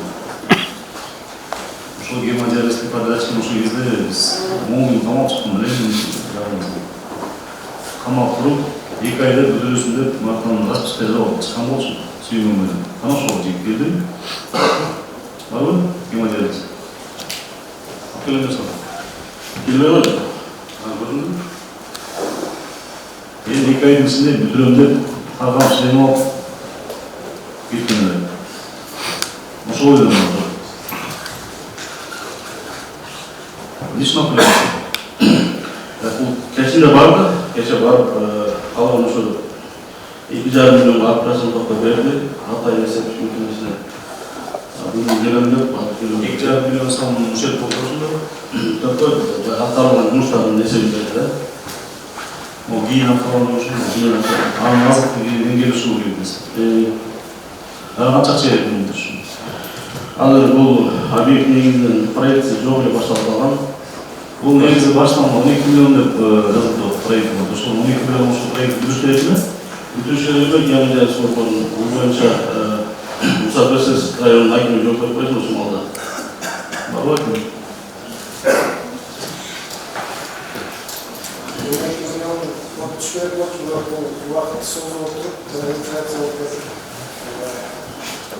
Bölümden akça oluşta çıktı. Ben hazır bugün күндө гемодиализдин азыркы муктаждыгы жок болуп калды. Себеби биз кичик менен башка жерге ачтык. Гемодиализ иштеп атат. Анан азыр главврач жерге дары-дармек сактаган склад, анан лаборатория аралап атат. Бул соттук териштирүү бүтсө кайра. Тоғын каш жерде? Больницанын территориясында. Больницанын территориясында. То есть локациясы жакшы экен. Бұл наверное, вопрос. Мы başta baştan проект oldu. Bu gerek oldu. Гемодиализге мындай. Оларда жаңағы үйрек істеп алған адамдар жұма сайын біз жеке жол жаңағы гемодиализ жүргізді. Яғни через ушул гемодиализди бүтөбүр канча киши мет болуп кетти. Ошол үчүн аким менен ошол Акунжанов Абубек деген Гемодиализ аштык. Mesela iyi nasıl olur? Bu kaçan cümle altı Teti gemacı kaçan aslı? 22 yıl oluyor. Anlam ne kadar onu saldırdılar? Bu ben gelecekten beri başlatmış. Baş bu buraya giriyor mu şimdi? Paralelinde Анда ошо 12 миллион ошо жатам да сен аны майга катап жатам. Если жаңа кичине проект ошондо жылашкан болсоң. Анжылмас дейкиз баш. Айтылбайсың мектеп башында. 20-нчы башталды, 22-нчы жылы 23-нчы жылы башталды. Бир жыл айырмаш. Сен ошо эки проектти да параллельно окуйсуң да, туура? Эки одинаковый проекти, аналогичный проект. Параллельно окуйсуң. Бирөө бычтуу, бирөө бычтуу. Бюджеттики провалили на 12 миллион калаги. Подрядчик кечке мындай жасабай койгонунан анан биз башка жолду издедик да, себеби элдер бизге кайрылып атты. Сиз айткандай. Конечно, гемодиализ болуп жатса. Бишкекке түшүп биз 60-та иш бар экен гемодиализ. Анан жарым Бишкекте жүрөт экен, жарым Жабыратта жүрөт экен. Подрядчигибиз жоголуп кетти. Сиздерге биз кайрылганбыз, ошондон келип камагансыздар. Андан кийин убадасын берип бүтүрөм деп чыкты да, анан кайра жоголуп кетти. Не боласың? Бұл жолда қоқым подрядчиктен азыр рұқсат берсеңіз, бұл жерде заказчик бар, Атай есебінің басшылығы. Жоға сөздер қойды. Бүгін полиция бар. Атай есеп мемлекеттік мекемесінде. Қаржылау қаттар. Қайсы мекеме? Атай есеп мемлекеттік мекеме. Атай есеп, тоғын Атай есеп. Заказчик. Бүгін гемодиализді 2021 жылы келишим түзүлгөн экен, тендер өткөрүлүп. Мурунку директордун. Бул легкий конструкция экен, да? Быстро возводимый материал. Ошону бизин рейтерге түзүп болот да? Туура? Эмне үчүн мындай келип, эмне үчүн андай жүрүп алып экен подрядчик? Эмне үчүн өзүңүз санасыз? Биринчиден долбоор экспертизадан өткөн эмес, анан долбоор чипи болуп калган. Ошонун негизинде өзгөртүүлөр да көп болуп кеткен. Машык башында сиз проектти комиссиясына 12 миллиондон мындай проекттин чоң экен да, бул полностью оснащениясынын ичинде ички тышкы ремонтунан 12 миллион болуп түшүнөсүңүз. Дагы болсо мен специалист эмесмин, бирок 12 миллион бул подрядчиктери арман айтып башында айттым, бул 12 миллион деген чоң салсын эмес. Значит, изначально проект был неправильный. Проект Мен тиги подрядчик өзүнүн кабинетине чакырып алып сүйлөшкөм, эмне үчүн мындай түзүлмөсүн, эмне үчүн мындай именно ушунчалык зарыл болгон оорукананы сен сала албайсың. Ал айтат, мага местный бийликтер келип, дагы тиги салып, муну салып, канализация жок, анан бери септик жок деп ошону барып салып алып акчаны алып кетти да. Ошон үчүн бүтпөй калды. Анда эле анда болуш керек. Бизден чыккандай дагы канча жумуш жасалды? Жумуш жасалган жок. Бул жерден чыккандан кийин ошол канализация септиктердин акбасын топкан нече бар деп кетти да. Канча кас болду? Азыркы күндө 961 миллион. Аткарылган иштин актысы 961 миллион. Канча? 961 миллион. Аткарылган? 960 миллионду бүтө ушла дейт. Жок, алган акчасынан. Алган акчасын отчетун бергенде ошол сумма отчетун бердик да. Азыр жолдош Балкан бул талап-тармактардан чыгыш үчүн биз аким менен сүйлөштүк. Бул жерде врачтарга общежитие берилип атабыз. Бизде координатор врачтарыбыз үйдөн квартирадан айналышып атат. Акчасы кимде? Акчанын Атайын эсептен 2026 жылга киргизебиз бюджетине. Алчы 2026-га планга киргизебиз. Бизге жылына 70 миллион акча каражат бөлүнөт Атайын эсептин себебинен.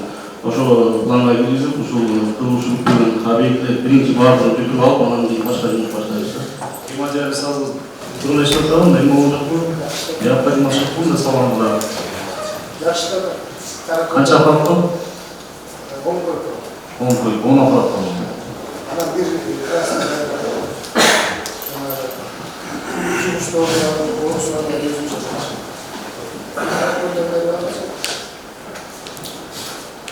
Хорошо, анда жанагы сунушту колдойдук, координаторго шарт түзүлгөн бүтүрүлүш анан.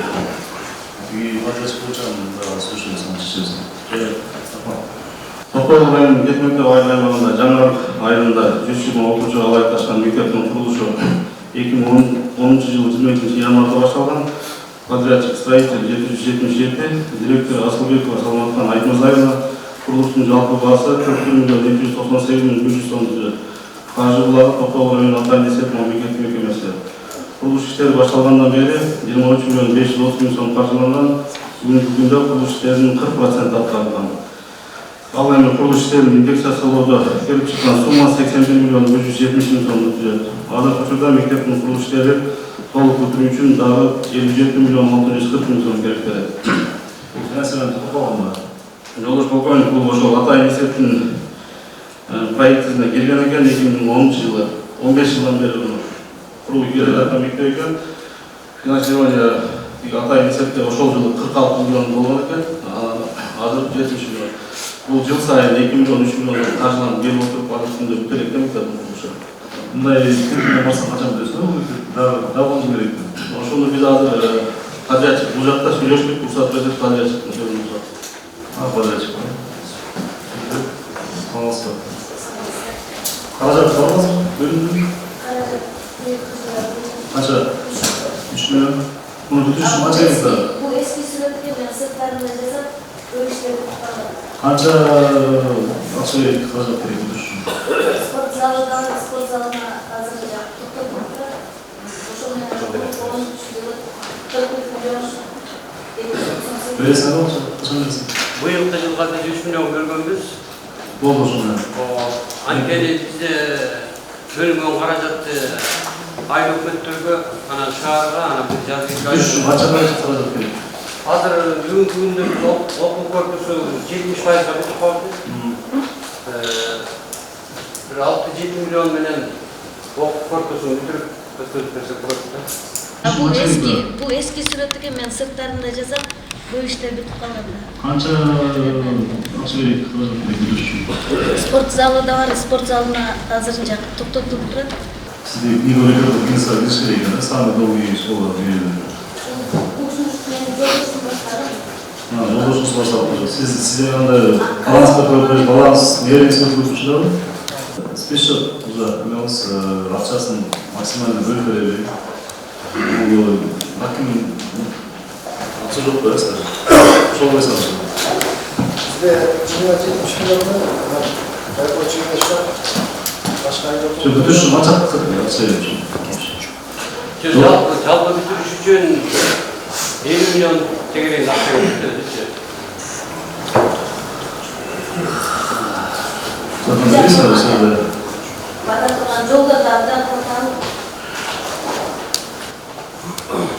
Жолдош полковник уруксат бересине түшүндүрүп коеюн, бул айылда 4 үй бар экен, моктачы. Ушул маселени биз бушиге алып коюп келе чечсек болмок экен да. Ушул мектепке барыш үчүн 30га жетпеген 20 окуучу бар болот экен. Бул ушунча расход кетирип туура эмес башталып калат. Бул мектепкечи керек жок белесиз. Ал жерге мектеп керек жок эле. Ал жерде учебный состав, учительский составга канча айып кетет, кароочунда канча айып кетет, бюджетке жөнүндө зыян келип атат да бул мектепкечи. Ал жерде буну курбай коюп десен бекер калып кетет. Бул эже менен кездешип жүрсөм айтып атат, ал жерди мен куруп атсам дейт, бир жагынан уурдап кетишет дейт. Ошон үчүн мен азыр бул жака мындай сунуштап атамын. Быйылкы жылы 3 миллион акча каражат бөлүнсө, эже өзү жанынан 2 миллион расход кылып, бул мектепте айлык берет, атайын эсеп айлык балансына берет. Анан тиги курулушу алдында благоустройстволору ал кийинки этап менен кетиш керек да. Бул кайсы айылда? Жаңа бейинки Мончакты түтүндө ошол мектеп болгон. Мончакты түтүндө ошол мектепти баштап алышкан да буларчы. Анан 2010 болгон, 2010 жылы болгон экен да. Ошо туура эмес болгон. Булардын проблемасы 2 миллион сом менен чечилмек да, бул жер алтын мектеп салганда эле байланышат, салганда болбойт да. Азыр ошон тиги айтмалар менен сүйлөшүп атабыз. 3 миллион бийик каражат бөлүп берсе, атайын эсеп мектептин учебный корпусун бүтүрүп, майлык мөддөрдү кароолоо керек да. Хорошо, спорт залында деле керек жок ушул. Мен билем аны кандай болсо. Я слушаю. Спорт зал керекпи? Дагы элдин берип башка сал. Спорт залында проект боюнча мындай. Уяныстан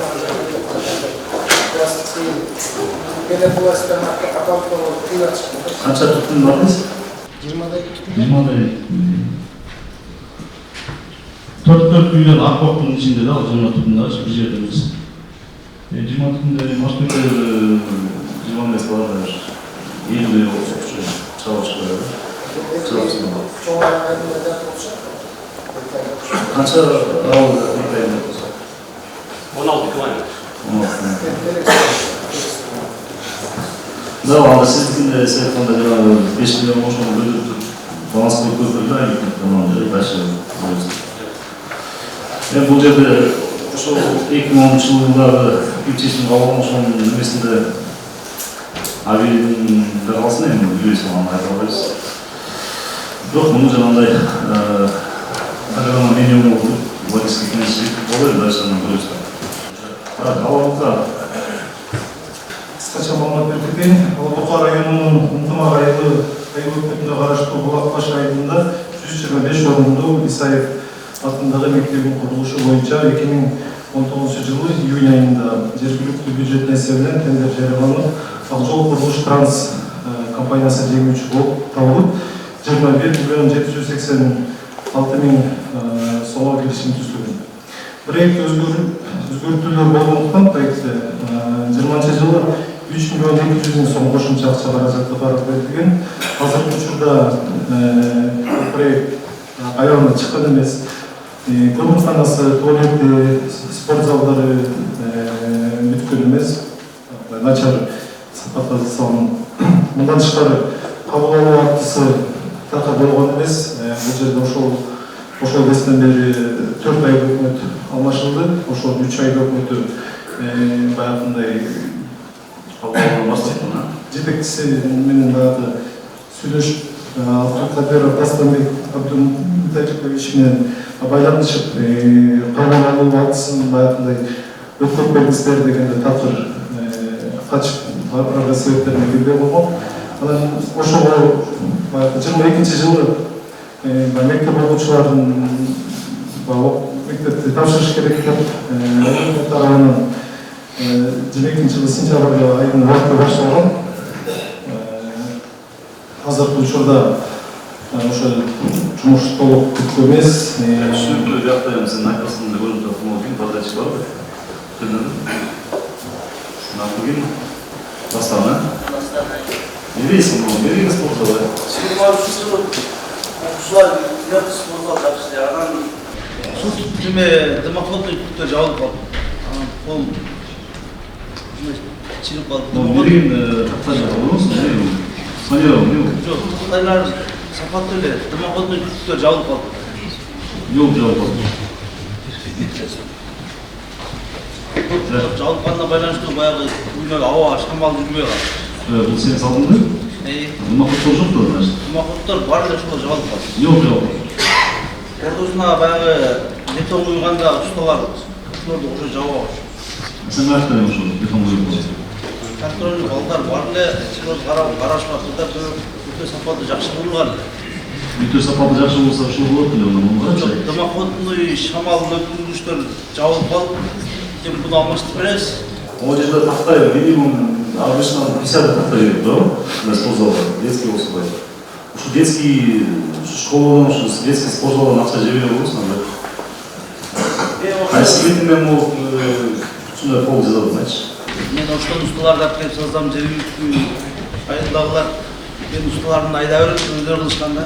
Эми айдап бергенде сен жоопкерчилик кылып атасың да, мен салам деп сен тендерге кое атасың да? Айдагы өзүбүз кылабыз деп ошол жердеги жергиликтүү калк мен усталарын айдап берип өздөрү кылышкан. Мен программа көрсөтүп берип койгон.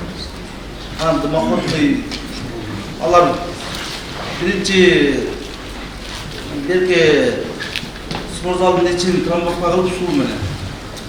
Анан кийин демократный немелерди койгондо суу боюнча кургатпай туруп демократный шамалдаткычтар бети жабылып калган да. Ширип кеткен, а? Сен каяк жүрдүң? Сен даш барганды билесиң, барганды билесиң. Жок?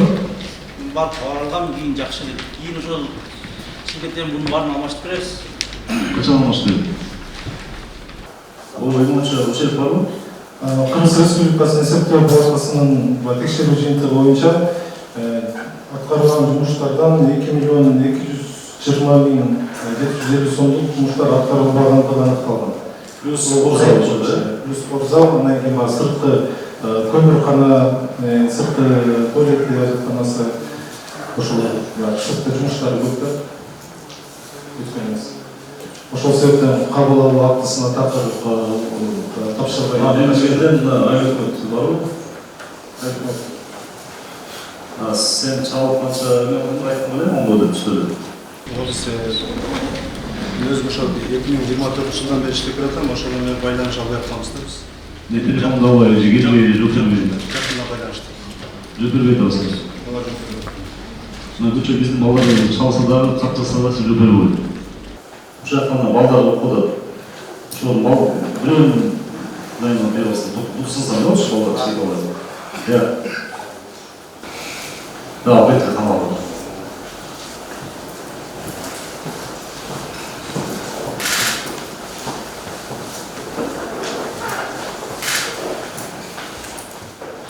Айрыкмыт 2 жылдан бери натива. Телефон алып. Синтаполукта ексе Мокерлер 111 кесіп лицейінің реконструкциясы. Мокерлер Шамалтай шарында жарашқан 111 108 кесіп лицей бойынша алма. Республикалық бюджеттен 2023 жылы башталған. Сметалық басы 83 миллион 27 миллион. Теңгелік басы бар шығындарымен 65 миллион. 22 миллион. Жалпы облыстық капиталдық құрылыс басқармалары таралған лицейдің өткізілген өткөрүү боюнча конкурстун жыйынтыгы Ундус-Стройчика Аял гектар келишимчилиги бар. 2023 жылы 7 миллион 86 миллион 300 сом, 2024 жылы 14 миллион 343 миллион 462 сом, 2025 жылдын 6 айына карата 5 миллион 803 миллион сом, 82 сом освоение болуп, жалпы 28 миллион 33 миллион өздөштүрүлдү. Құрылыстың жүргізіп жатқан жетекші Толықбаев Еркин, заказчик Жалпы облыстық капиталдық құрылыс басқармалығы жалпы болып оңдық түзеу іштері башталғандан бері республикалық бюджеттен Ундус-Стройчика жүзік орнына есебіне 30 миллион 752 миллион сом сотық берілген.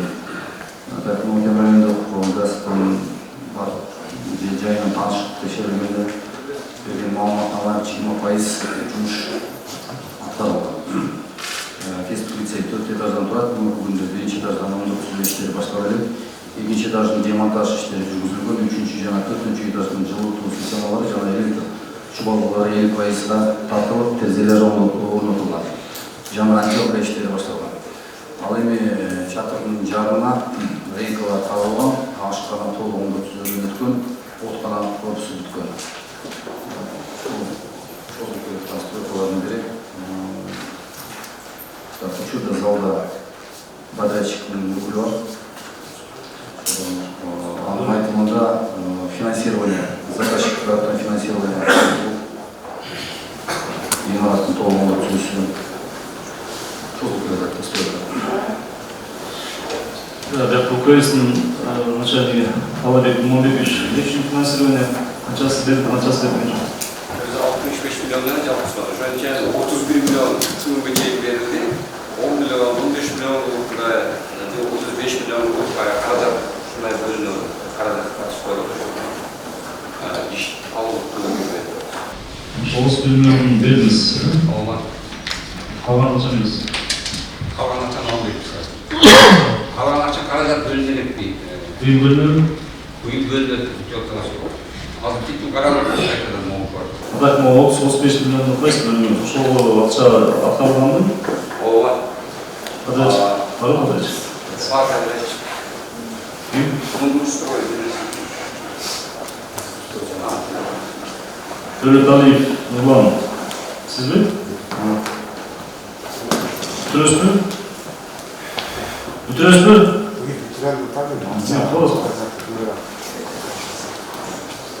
На, 65 миллион ген, вообще? Ундус-Строй сіздікі бе? Мағаша ең үшінде сас объектілерді алдыңыз бе? Бүтіріңіз бе? Не салдыңыз бе? Объектілерді осы фирма басқа бөлім ошоны біргелікте істейді. Мен бірінші жол алышым бар.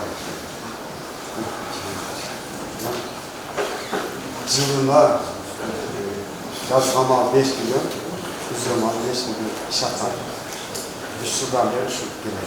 Hazır 26 milyon asfalt ettik. İçki muhtarlığı mı? Eşit derecesi almışsın abi. Dışını yalasın.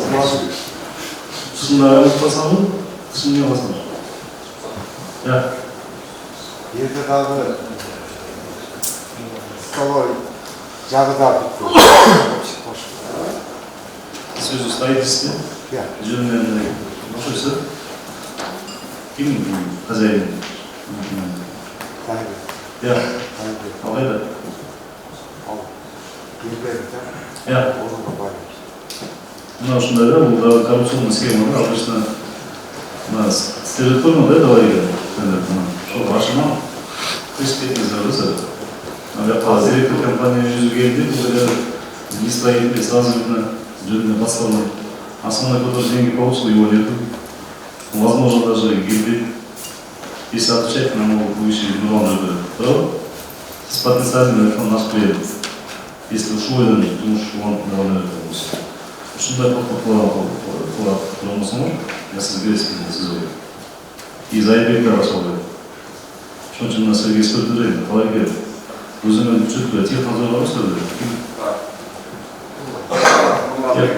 Сиздикиге сиздерге телефон соорабы особый поручение беребиз объектин аягына чыгарууга финансирование строительный аягына кылып бул деген буларды иштеп атканда турду туура 3 жылдан бери мына бул состояние тармак передачасына көтөрүлгөн сапаттуу визуалдуу түрүндө макул заявление менен сакталган если бүтүнүш болсо экисине бирге бизге сызуу керек түшүнүңүзбү Бұл біріншісі жаңағы Айбалам бала бақшасы бойынша Шатқал районында дейшті Сумсар айылында жайғашқан капиталдық фондығы жалпы бөлінген суммасы 21 миллион 212 мың сомды түзет. Оның ішінен 7 миллион арестарланған қаралып.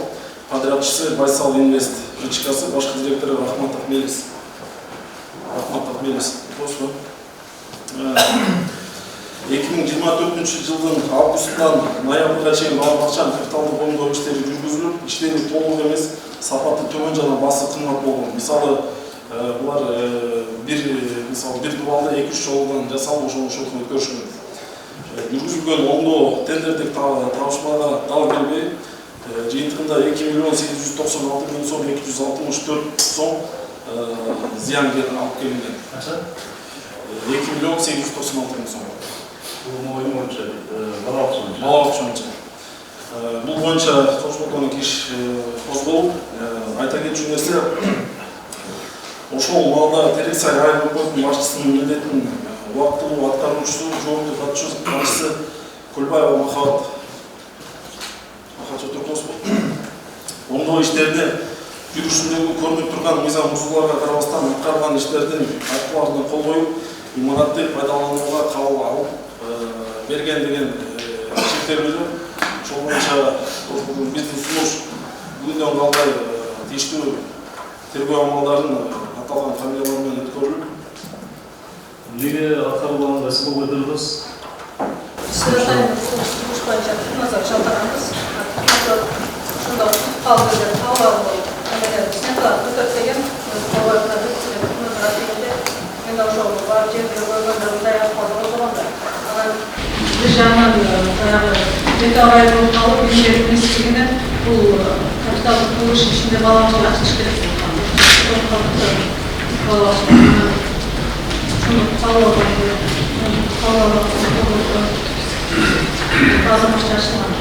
Естественно, как заказчик, естественно, мамлекеттин жумапкерчилиги, сизге мамлекеттин ишеним көрсөтүп, сиз ошонун контроль приемда кол коесуз да, жазалган жумушту фикциямен заниматься деп атыштыш өз кызматыңызды кыянат менен пайдаланыңыз. Ошонун кезегетин азгарыз, ошонун садиктин акыбалыңыз. Ошондон биздин балдар уже ушул окууда турат, дал ошол. Если уже это полностью жанагындай такие штукатурка урап кетип болсо, потом урап кетип болсо, күчүн это?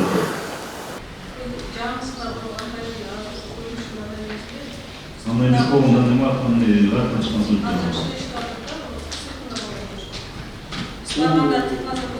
Эти здания фундаментін алсам, фундаментіне кирпич көрді да, не деген ушундай да болот. Мен ошондо бул 2024 жылы бул 1 жыл болду.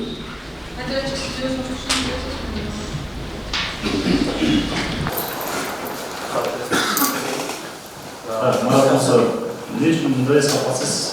Ахматов Мелис, бул жаңа айналым балансы. Узбай принципе. Ахматов. Да, принципіңізді жүрдіңіз. Каса $1000 боюнча Арис тарабынан тендер өткөрүлүп, 21 миллионго 26 миллион проектини 21 миллионго контракт алганбыз. Сентябрь айында бизге бергенде декабрь айына туура келип калып, сырткы жумуштары. Сырткы жумуштардын жазга жазып келсем, кабыл алуу мектепке, сайтке балдар киргизүү максатында тез арада бүтүр дегендиктен бүтүргөн.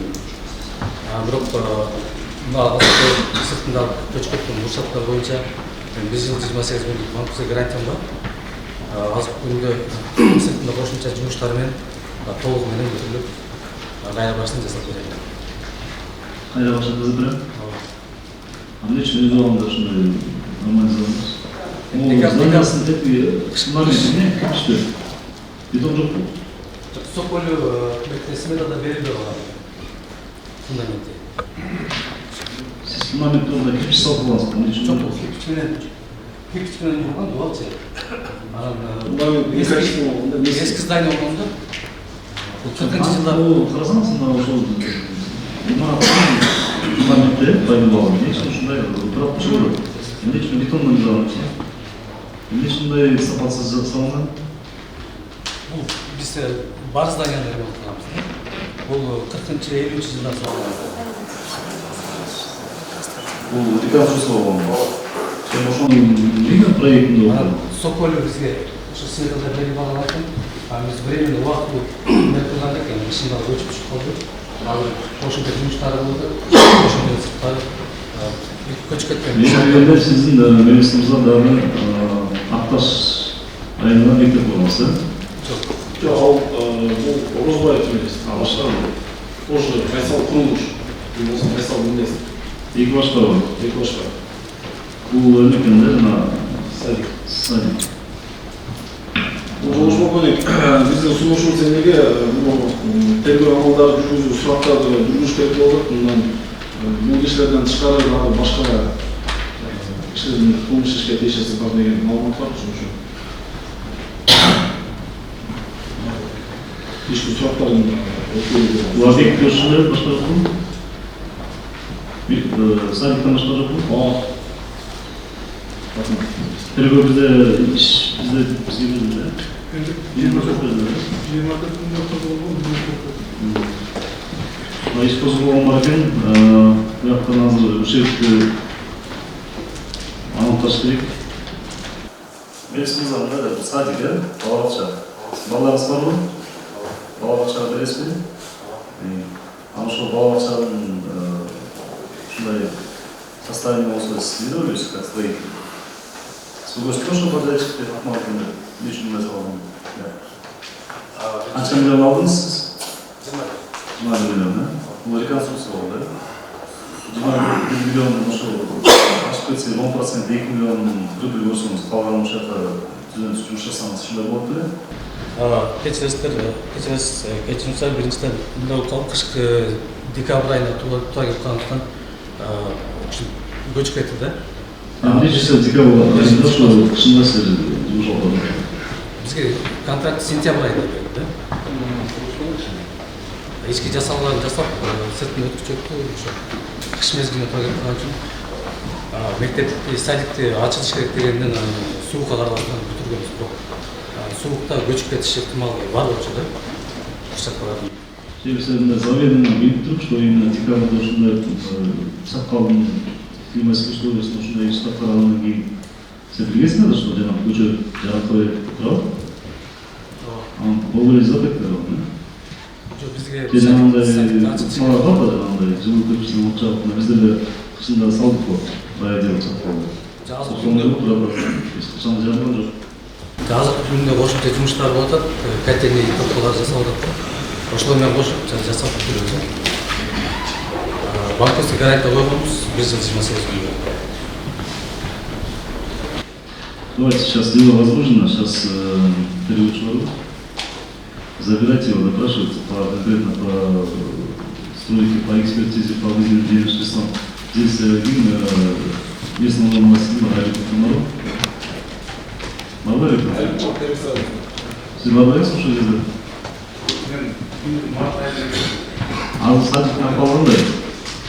Садик напалғын көшке жиында район әкімі Алтынбек Шарабаевпен барғанда ушундай акыбалдар болгон. Өзүнө чагып эскертебиз, жасайт деп айткан. Жазаны не обязательно? Қайдан меретінге уступ порезает?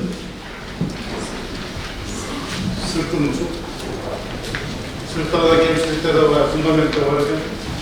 Ошолорду әкім тапшырма бергеннен туға телефон қылып чакыртып. Сон говоришь, не успей? Азыр эмелер ушертерди төлөтүп туруп, өзүм чейин чыгып болуш керек. Мындан тышкары бул мисалы ошол убакта ай өкмөтү болгон вакыт исабаттап деген жаран бар. Ошону менен уже жолго ташкы керек. 2-3 коррупционный связь, да?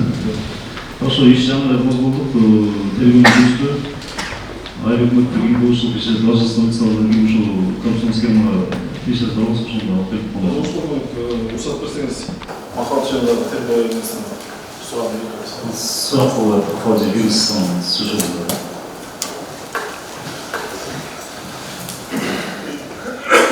Ар бир кылган иштин кесепет болот. Эгерде жанагындай айтып мына мақалада жүрөбүз.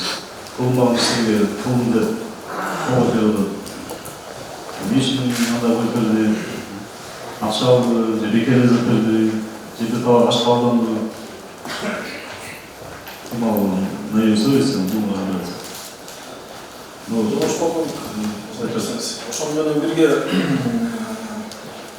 Чаткал районунун Акташ айылында жайгашкан Усупбек Улукбек атындагы мектеп 150 окуучуга ылайыкталган мектептин курулушу подрядчик Байсал Турмушичкасы башкы директор Орозбаев Мелис.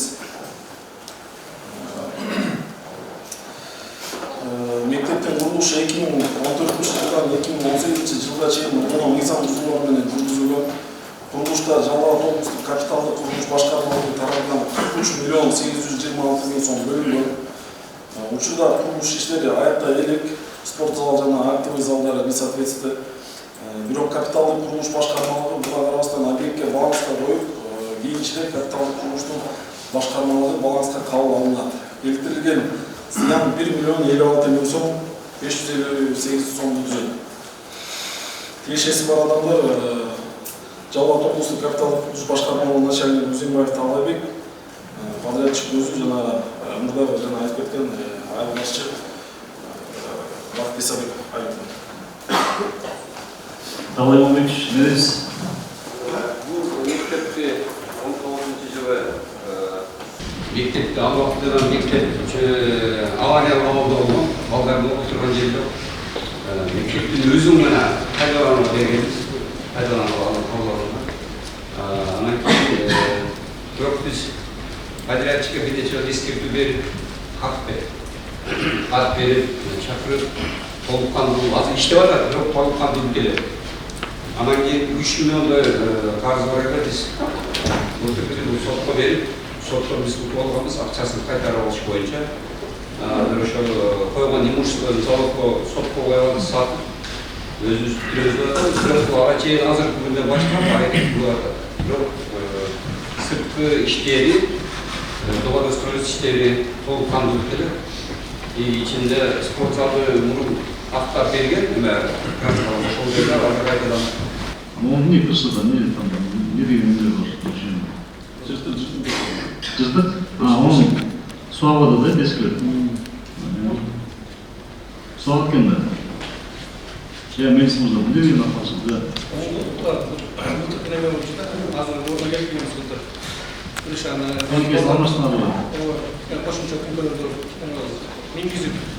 А зале көтөрү?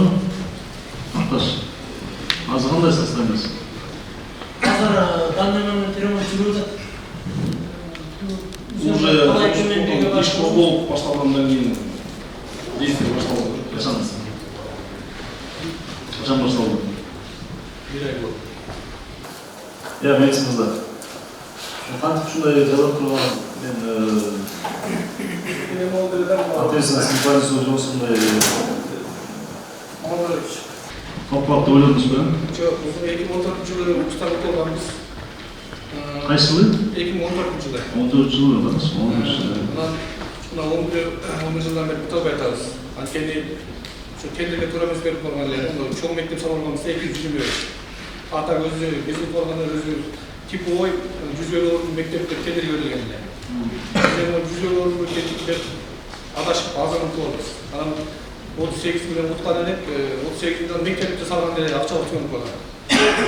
Андан бери спорт зал, галерея баардыгын өзүбүздүн жаныбыздан куруп жатабыз. Жылга 2 миллион чаптап келатат 45 жылдан бери. Жолдош бүгүн бул спорт комплекс боюнча да Канышкы айылында жаңышкан балдарчысы Байсал Кулуш.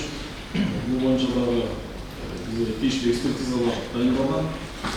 Бул катарында текшерип жатат. Айбалам деген жол бар? Жок, садик. Спорт комплекс. Айбалам азыр эле кетти. Орозбай эмес. Бул Орозбай эмес. Ушунда сиздики канча 2 объект болду? 2 объект спорт комплекси тапшырдык биз. Бүттүңөр ба? Бүткөн ушул жердеси. Жок, башка. Бул башка футбол аянтчасы. Спорт комплекстин сүрөтү жок. Бул мектептин эмеси. Бул башка футбольный поле. Башка эч кандай. Білесіңіз ба, мен қандай жағдайда президент тұрғаныз суммасы не үшін сайтында төмен болып қойған жұманы бұны разбираться. Бізде іш қозғалған, ә? Точно.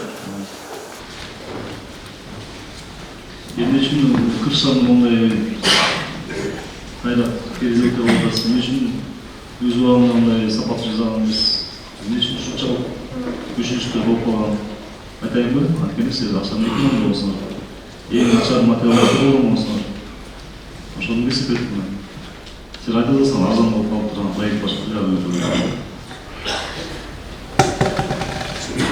Жасағыда кетпей қалдық та. 2019 жылы госпиталь өткергенбіз. Мектепте учебный корпуста. Андан кейін инфляция 21 жыл таралып қалған үшін біз анда бізге бір еш нәрсе қосылмай қалдық. Олай жазмен сізге айтайын, күнделікті күнесі азырақтан еш қозғалды. Тергөө жүрсүн, тергөөчү заявляйте, обратите, если күнөсүн услухамалы. Дал Иванович, ушундай да сиздердин сабактуулук силердин айтымына турган эсеп этилди. Контрол жок, технадзор ким эле атат? Технадзор Олжабай деген болгон. Кайда ал? Азыр шаарда башка жакта иштейт, ошонун айылдан иштен бошотуп анан кийин biz yerinde var özü tekşerip, men anda can gelgen boluşunu istekşerip, 5 milyonday atkaraba işler var eken biz himayet edip, oşonun altından biri azır gücünde sokla verip, o arazi men mutlu alıp 3 milyon alır. Bu firmadan mı? Azık firmadan mı? 3 milyon? 3 milyondan Soğutun çeşim var kendine de. Çeşim var mı? Bizim paylarına çeşip verip, eğer de bu da özü bitir, bize çıçarı yumuşları satıp durup, özü bitiriyor. Нам разрешить самопроизводить комарова да, 3 миллион өндірілген разрешить. Башқа аэропорт. Ошол 3 миллионға бүтүрүлгөн макул. Кырсасын бүтүрөсүң, жанагы туалеттин бүтүрөсүң чыгып ондай келиптелер болбосун. Буякта это чызы.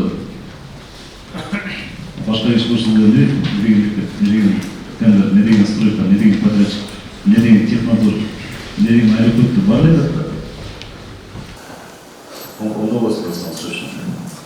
Урматтуу кесиптештер, өзүлөр көрүп аткандай эң биринчи проблема бул ушул тендерде эң башынан туура эмес уюштурулган.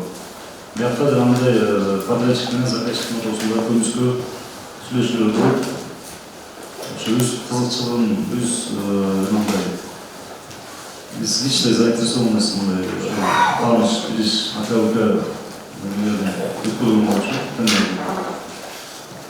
Ошонун кесип менен мына жанагы удорожание болуп кетет проекттер, некачественный материалдар алынып, жанагындай полдор көрдүңөрбү? 50-ка тақтай болғанда 20 тақтай болып мектепте ашып кетсе 50-60 килограмм біздің бала. Біздің спортшыларға қарағанда мына Алиханның 120 килограмм байыстар шұқап көне секілді ойын болса, ашық-ашық, ештіке болмайды. Если нормальный по проекту жасасаң, он годами будет учиться не случится. Вот основная проблема уже тендерда, да? И технадзор. Технадзор у нас айтылды, давайте, бізде штат жетіспейді, да, түсінеміз, енді сильно ограниченные ресурсы. Может, частный технадзорщик, что он моих совестей, да, может быть. Алар өзінің тегін алаттарды, жаңағыдай нарушение болса, шоға көз жұмады. И подраж тегін қотығын жап, көзін жап, қотышымен жаңағыдай ағып тешілік, бұзылып, бесін бөлетін есе қайра бұзылып. Бұл деген мемлекеттің бюджеттің ақшасы, бұл елдің ақшасы. Ошоны у нас сіздер көзімен düşünмелі. Ол местный органы власти, айлық өктір, сіздер көзімен düşünмелі. Я понимаю, иногда вот кейін келдім, мен мұны қайлықлықтың ішіне жоқ берген деп, мая хатасы қырап едіп, ұшында полициялық көп айлықлық ұшында болды. Андай қылбаңыздар еді, андай подход неправильный, көрді неправильный. Сен аймағыңыздан не болды, қашан айтса сіздердің жоқ ұшында. Бұл маға шейін болған, мен бұны қайлықлық болған деп, секрет жоқ берсілден қашқан ең бұл, во-первых, непорядочно, во-вторых, это жауапкершілігі, да? Сол үшін барыңыздарды шақырамын, айлықлықтар, мықты етішкі мүмкіндігі. Давайте ответственно жауапкершілік туғанбай болады. Аз көрдасам, мемлекеттің жетекшілігі қандай деген істерді болашақ. Думатты президент Стадын Олжаевич бөлімтін іштеп, жаңағы стройкаларды өзі қыдырып, барлық менен өз көріп, көзімен болады. Уақыт жетіскенше. Көйканың тұрабасы, Амшай Құлшаевич, тоже өзі уақытсын айбай, көп стройкаларды өзі құрап шығады. Қанша деген миллиард деген қаражаттар бөлінеді. Ошоның барлығынан біз жаңағы мамиле болып, жаңағы көміске сөйлешіп, коррупцион схемаларды магистрат организовать едім. Ошон объекттерді бүтірбей, ақшасын жеп алып, сапасыз атқарып, 2 жылда салып жүрсен 10 жылға чойып. Азылқы заманда андай қылмыш болу же бағыныш андай болмайды, андай өтпейді. Жауапкершілік аласың. Ең біріншіден моральный сторона, екіншіден қылмыс жасап жауапкершілік аласың. Шон үшін барыңыздарды шақыратын, давайте соответственно подходить к работе.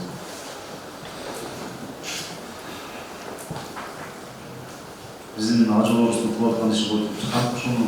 Қант ұшында табанға барамыз. Қалмар жетпесе мына өз уағында құқық органдарға қаржысын. Арысымен байлығы, облысқа келгенмен сөйлеседі. Магистрат, әрбір районда біздің районда бөлімдер бар. Шақа бар, милицияға бар, прокуратураға бар. Муниципальный хозяйственный, конечно, бітпейді. Сіздің ошол территорияда жаңағыдай жалғастыру бітпей алған ең бірінші есептемесі себебі бұл ошол айлықлықтардың шалақы болды. Түсініп отырмын, может быть, УКС көреді тендерді. Мен тешем жоқ дейді. Жоғысы жаңағыдай фондтардың атынан қаржыланған. Ну, как патриот который, как руководитель местного масштаба который, вы должны болеть за дело, вы должны отвечать за территорию. Что давайте Халилова, Киевская, Салдана, Тохмок, мэрия, не в чем его ошибка будет? Жаңа ушундай ситуация болгон, паркка акча бөлүндү, канча миллион подрядчик алганда ошол сапасыз жазалай бүтүрбей кеткен. Алдыне бар, алдағы өткізген проекттен разрешили, жаңағыдай перепискаларды бар, это все сонда 1,5 жылға созылып кеткен. Вместо того, чтобы обратиться позиция правоохранительных органов, чтобы привлечь к ответственности недобросовестные подачки. Вот я нам переписка, бюрократия занимался. Может, у него какие-то интересы были, потому что мы же оба барбанзар.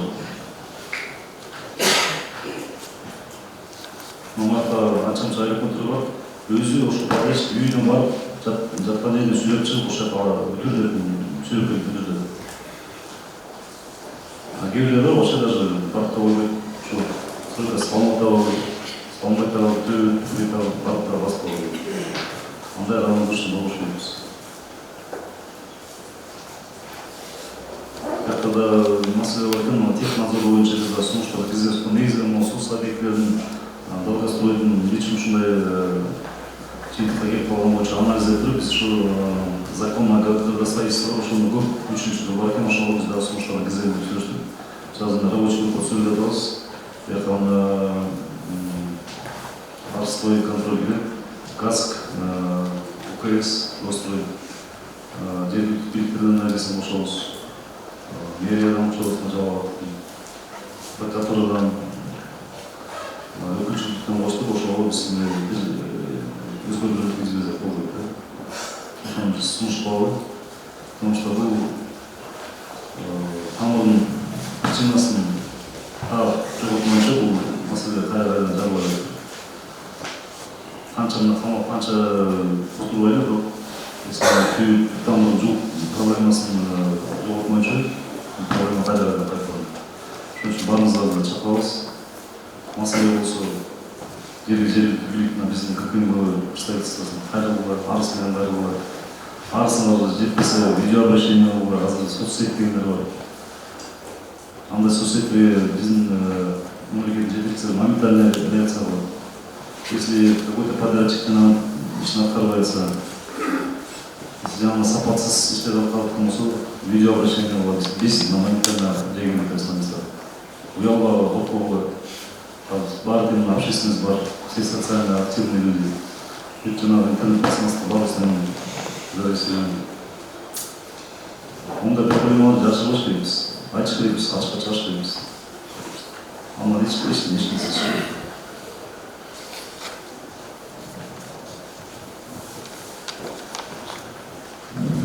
Ошол баарыңыздарга чакырышып билдирем.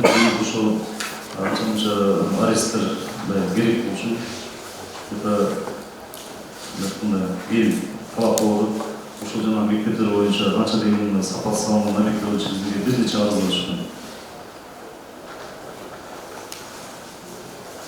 Ошого биз реакция кылсак, анда бул если мы даже безнаказанно оставим, кайра айтам. Ошон үчүн недобросовестный мошенник подрядчиктерди бүгүн камаганга аралашкан.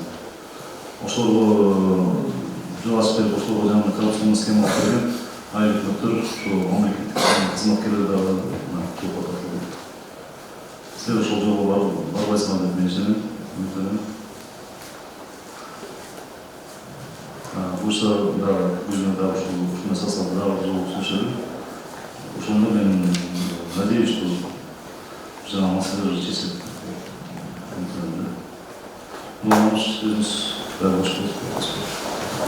Урматтуу жетекчилер, эми бүгүн өртөөңүздө бардыңыздар. Ага чейин биздер айтып келатыбыз, мына жакынкы арада эле урматтуу президентибиз 2 жол кайрылуу жасаган. Ушу именно курулуштар боюнча, мамлекеттик бюджетке кырсалуу боюнча, жол маселе боюнча айтты. Баарысы талабыңыздын бөлүнүп ишетти. Андан кийин дагы ошо түрмөгө отурасыздар. Айтып элатат, канча кыдыршач айтты. Ошо болсо керек. Канча жакшылыктар керек. Андан кийин мен урматтуу акимдерге кайрылып кетет. Сиздердин территорияңызда курулуп аткан курулуштарга сиздер жооп бересиздер. Кандай курулуп атат, сапаты кандай, приемкасы кандай болду, заказчик менен эмес, заказчик. Тиги башка 80 биздин немеге 23-жылдан баштап бүгүнкү күнгө чейин Жалал Абад облусунда 11 миллиард сом бөлүндү. 11 миллиард сом. Bunun 80% ушундай социалдык объекттерге кетет. Кайсы территорияда, ким территориясында курулуш болсо, ошол аким жашаардын өзү жооп берет ошол. Мурунку талаптарын азыр мен көрүп таң калып атам. 10-жыл баштаган объект бар экен. 10-жылы токтолду. 15 жылдан уят. Анан ошол керекпи, керек эмеспи? 4 түтүн дейт, анан 10 түтүн дейт, анан 20 түтүн дейт. Чоң мектепти салып. Потребностьна кичине карап коелу. Мына базар кургондо Нокенде ошондой ситуация. Мектеп куруп алды, бала жок. Ошол үчүн ошол жагына карап коелу. Анан бу жерде ушул надзорго күчөтүшүбүз керек. Кандай болмош? Бир эле подрядчиктер ошо контроль жок болгон үчүн подрядчиктер ушундай немеге барып атат да. Вседозволенность болуп кетти. Ошол жагын күчөтсөк, биргелешип. Ошол мына бир ай калды. Эгемендиктин бизде белгиленет, ага чейин биз крупный объекттерибиз бар, тапшырып турган. Ошолорду урматтардын контролунга алып,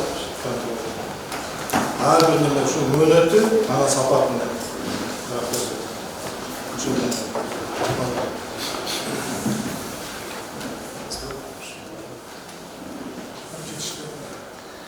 Mesela айтып жанагы недобросовестный подрядчиктер үстүнөн далай арыздар жазылган экен. Ошо айлык өтө жазган экен, жеке жарама жазган экен. Бул иштер жолдордо ошол райондо туруп калды. Жанагы подрядчик өзүнүн штаттарында туруп кетип калган. Анан машинисттер иш козголгон экен, ошол машинисттер экспертиза назначение туруп, ошол жерде көп жылдан бери красный именно соцобъекты даже. Ошон бул силер ушундай көрүнүш, если мындай группа тупалайсыз болсо ушуну чогултуп туруп, ошо маңызды бизге берсеңиз, ушуну эстерге берели. Анткени чынында эле мындай мошенниктер тендерлерди утуп алып, ишин жаза албай акчаны алып кетип калгандар катар көп экен. Иштейчү мошенниктер, аларды камап, ошо жерде өндүрүшпөйбүз. Ушул маселе бар. Анда эсе баарыңызга рахмат.